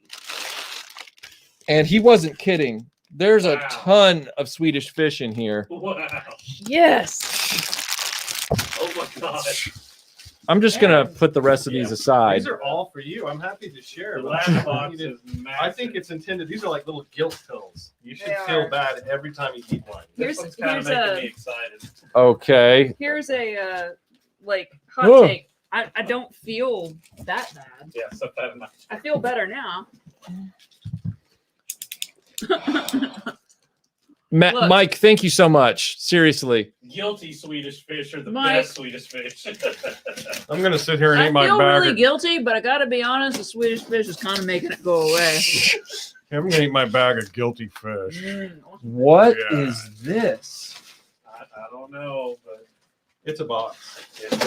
it's It's something. interesting looking. It's from These are amazing, by the way. this is from Jason Spear. That's the stuff. I'm gonna try to transform that Whoa. during the Lord. after show. Is this? I don't know. We're about to find out. He sent a Toho postcard of Godzilla in Japanese. Oh wait. Michael, Melinda, Tim, and Aaron, and Dreamland. Thanks for the live streams. They really helped me get through the nightmare of 2020. Here's a box of junk. Hope some is useful and some just provides a chuckle. Take care, Jason. Who's that from? Jason who? It literally Jason just said Spear. Jason. Okay. Like the one that kills people in the movies. Oh. I love what He's you a said fan. for trapper keepers. For your trapper keepers and recess reading materials. Yeah, Swedish fish are gelatin free. I'm gonna try to transform this in the after show. Oh, nice. Was that even full of? Okay, look. Michael, he literally had a heart attack just then. You did, but it's fine. Almost got ginger ale on his X-Acto knife. What Is that? Oh my gosh, that's cool. This is your kind of reading material. Look at this. What is this? Look at, oh my God. It looks like something that the police department would have. Holy crap, you guys. You haven't even seen the rest of it yet. Look at this. No, I'm doing it piece by piece. This says, Melinda, hope these items give you a chuckle. Jason, don't have any Megadeth or Judas Priest items. Please don't call me a poser. I'm literally wearing a Judas Priest shirt right now. Okay. What is this? Iron Maiden and Cotton Amash Anthrax buttons. Oh no, those are Sweet. those These are old. vintage, yeah. Did Yeah. you hear what I said earlier? I don't think any of these boxes have anthrax in them. He was probably laughing. You can continue on with your stuff. No, this is your you have to stuff. look at this. Is this These my are box? these are vintage Nightmare on Elm Street trading cards and horror trading cards. Wow. Those are cool. That's unfortunate right there, though. But look at that one. It's from Dream Warriors. Look at all There's that. like a picture the- of. Listen, you guys, I'm going to describe this. Put it on the little camera. Put it on your phone camera. No, because then I have to hold it up. There's a picture of Freddy She's gonna be like, Krueger "You're doing it wrong, doing make the Michael Jackson thing, Yes. and he's got claws, and he's clawing himself in the crotch, and it's just super Where is it? unfortunate. Where is it? He's in the There, it's middle, right in the middle. and then he really gets a high pitched voice. Yes. Hey, aw. Master Eden says, I am asking you first. You know what needs to be done when you will start the movement the world needs and become the leader of the Phantom Menace. Oh, I think he means Fandom Menace. Probably auto-corrected. Yeah. I'm asking you first. You know what needs to be done. When will you start the movement of the world needs? Master, I'm actually working on a thought piece right now that might push us in that direction. It'll be one of the next videos that lands. So stay tuned on that one. I think you're going to enjoy it. Michael Hinson says, Melinda, enjoy. The instructions are in the bottom. I'm a little overwhelmed with items right at this moment, but I will definitely be looking at this more as the afternoon progresses. I love these little Japanese paper bags. Right? Well, yeah, because look, it's a Panda Mazinger. Oh, that's pretty cool. It's a Panda version of Mazinger Z. Is this little panda driving this one? Yes, yes. Oh, I want a head panda. I had panda. This is insane. Yeah, look at that. There's more stuff in there too besides trading cards. There's Okay, we'll talk about this more on the after show because there's a lot to go through here. Look at these ninja magazines. an actual These Japanese. are for you. Oh, what? Ninja magazine. Sweet. That was Dude, cool. you rock, Jason. This is awesome. Check this out. Oh, Center. This is super awesome. This is a letter of understanding regarding occult and gang style activity for the Westover Job Corps Center. Whoa. There's a paragraph here What? that says there will be no practicing, recruiting, or intimidation of any kind in regards to any type of devil worship, black magic, witchcraft, voodoo, or any other type of occult activity not listed here. Also, there will be no paraphernalia related to any of the above mentioned activities on this campus. Mister. he's even sent actual from Japan space battleship Yamato pins and an actual Japanese Hello Kitty keychain. I believe that's a keychain. It's even got the Japanese writing on the back. Hilarious. Oh, I think I know what this is. I'm loving these little subtitles. For I know, right? If that's what I think it is. He sent us. Okay, so what's in this? I almost want to keep this in hidden until later. Jason sent us Mm-hmm. a donor Mazinger Shogun That's what Warrior I thought. to help repair the other one. That's what I thought. So we're gonna take these two and Yeah. build one good one That's from it. So this is another Shogun Warriors Mazinger. Oh, that's awesome. And finally, in this bag, Oh my God, you guys.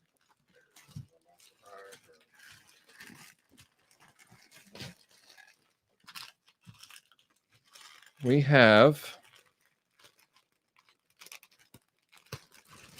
The suspense is killing Tim. what is this? It's it.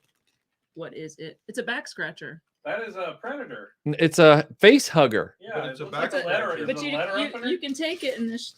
And here's an alien one. Is it a letter opener? Is it a back scratcher? Or are they chopstick? Chopsticks. See, there's two. They're Oh, chopsticks. they're chopsticks you could put in your hair. That's actually kind of cool. They're alien themed chopsticks. Because that's what. Look you at want. this. I like it. Aaron would eat his sushi with it. Mm-hmm. That dude, esoteric, kind of creepy, but awesome. This is the one that came out of the dude's chest. That chest burster. Yeah. That was Wow. oddly uncomfortable looking. Yeah. They're all a little bit, you know. Macabre. I could see if I still had my long hair, I could definitely wear them in my hair as like chopsticks. Then I would not eat. sushi Jason with says, that. Melinda, look under the letter. Under the letter. Under the letter. Which letter? I don't I know. don't ever want to feel like Maybe this is the letter. Under the letter. Oh, whoa. I see muscles. No. Is this Stallone? And it's a Japanese poster. Oh wow! Look at his baby face. Look at his baby face, you guys. It's Rambo Part 2, Oh, look at and then on the back It's it's Jackie Jackie Chan. Chan. You're kidding me. No. No, you have to turn it That's- around. I okay. can't turn around without. Yeah, it's probably a messing it up. little fragile at the folds. I don't want to. And then on the other side. The protector. So you're gonna have to you're gonna have to like almost hang that from a ceiling in a two-way frame, which actually would be kind of cool in your foyer. I can tell you, Melinda will float it in a floating frame. I'll float it and hang it from a chain, and then you can just flip it around Exactly. whenever Yeah, you yeah. want to like change it up. That would be cool. Wow, that's awesome, man. I'm gonna carefully refold this. Please, dear. What's science? So, you guys, in terms of the things that you're not allowed to have at the Westover Job Corps Center, Ouija boards, tarot cards, black nail polish, rope, Rope. leaves of any kind, They must have been real scared. occult jewelry, piano wire, candles, bats, clubs, or batons, dungeons or dragon games. So you can't have a dungeon or a dragon game. But Dungeons and Dragons, That's you're probably fine. okay. That's fine. That's fine. Oh my- Chains, whips, handcuffs, or brass knuckles. Oh, you guys. Oh, the 80s. Can I see that? Because I'm gonna have to. I have signed. to It's look an official this. document. I have to look this up more. Like, why this? Of I all need to things? know the what do they call that when you buy something from an auction? I gotta the- look this up. The background of the item. It has a name. I do not know. It's you guys know. Yell it. Pedigree, Occult gang style activity provenance. in Provenance of it. Yes, I need to know the provenance of this But you need artifact. to look up that organization. Chicopee, yeah, I bet you could find out Chicopee. what that organization Chicopee. It sounds like a Nell. Is what it sounds like. is. Tay in the wind. Tag in the Here we wind, go. Chicopee. Fly, fly away. Okay. I'm like a bird. Nope. Little Nelly Furtado Nope. for you. That's right. All right, we're done. We're super past time. Yeah. All right, we so we're gonna for those of you who are patrons on the RetroBlasting Patreon, in the next 15 to 20 minutes, we'll post the link to the Patreon live stream after show, which we do every Saturday afternoon. You will see that in a few minutes. For everybody who's not a patron, you're always welcome to go join the Patreon, or if you're just going to spend the rest of your day doing whatever you need to do, I hope you have a great rest of your Saturday or Sunday, wherever you are in the world. Thank you for joining us for the X-Men show. Please Click the enjoy like your button. life. Click the like button. Click the like button. Join us on Patreon. Pay $1. It's worth it. And join us for the after show. I'll eat a Swedish fish for you. Yep, we Transform a Grimlock car. And Grimlock. probably not successfully, but I'll give it a try. Oh, you can do it. Okay. You can do it. all right. We'll see you guys later. Thanks for joining us today. Bye. Bye.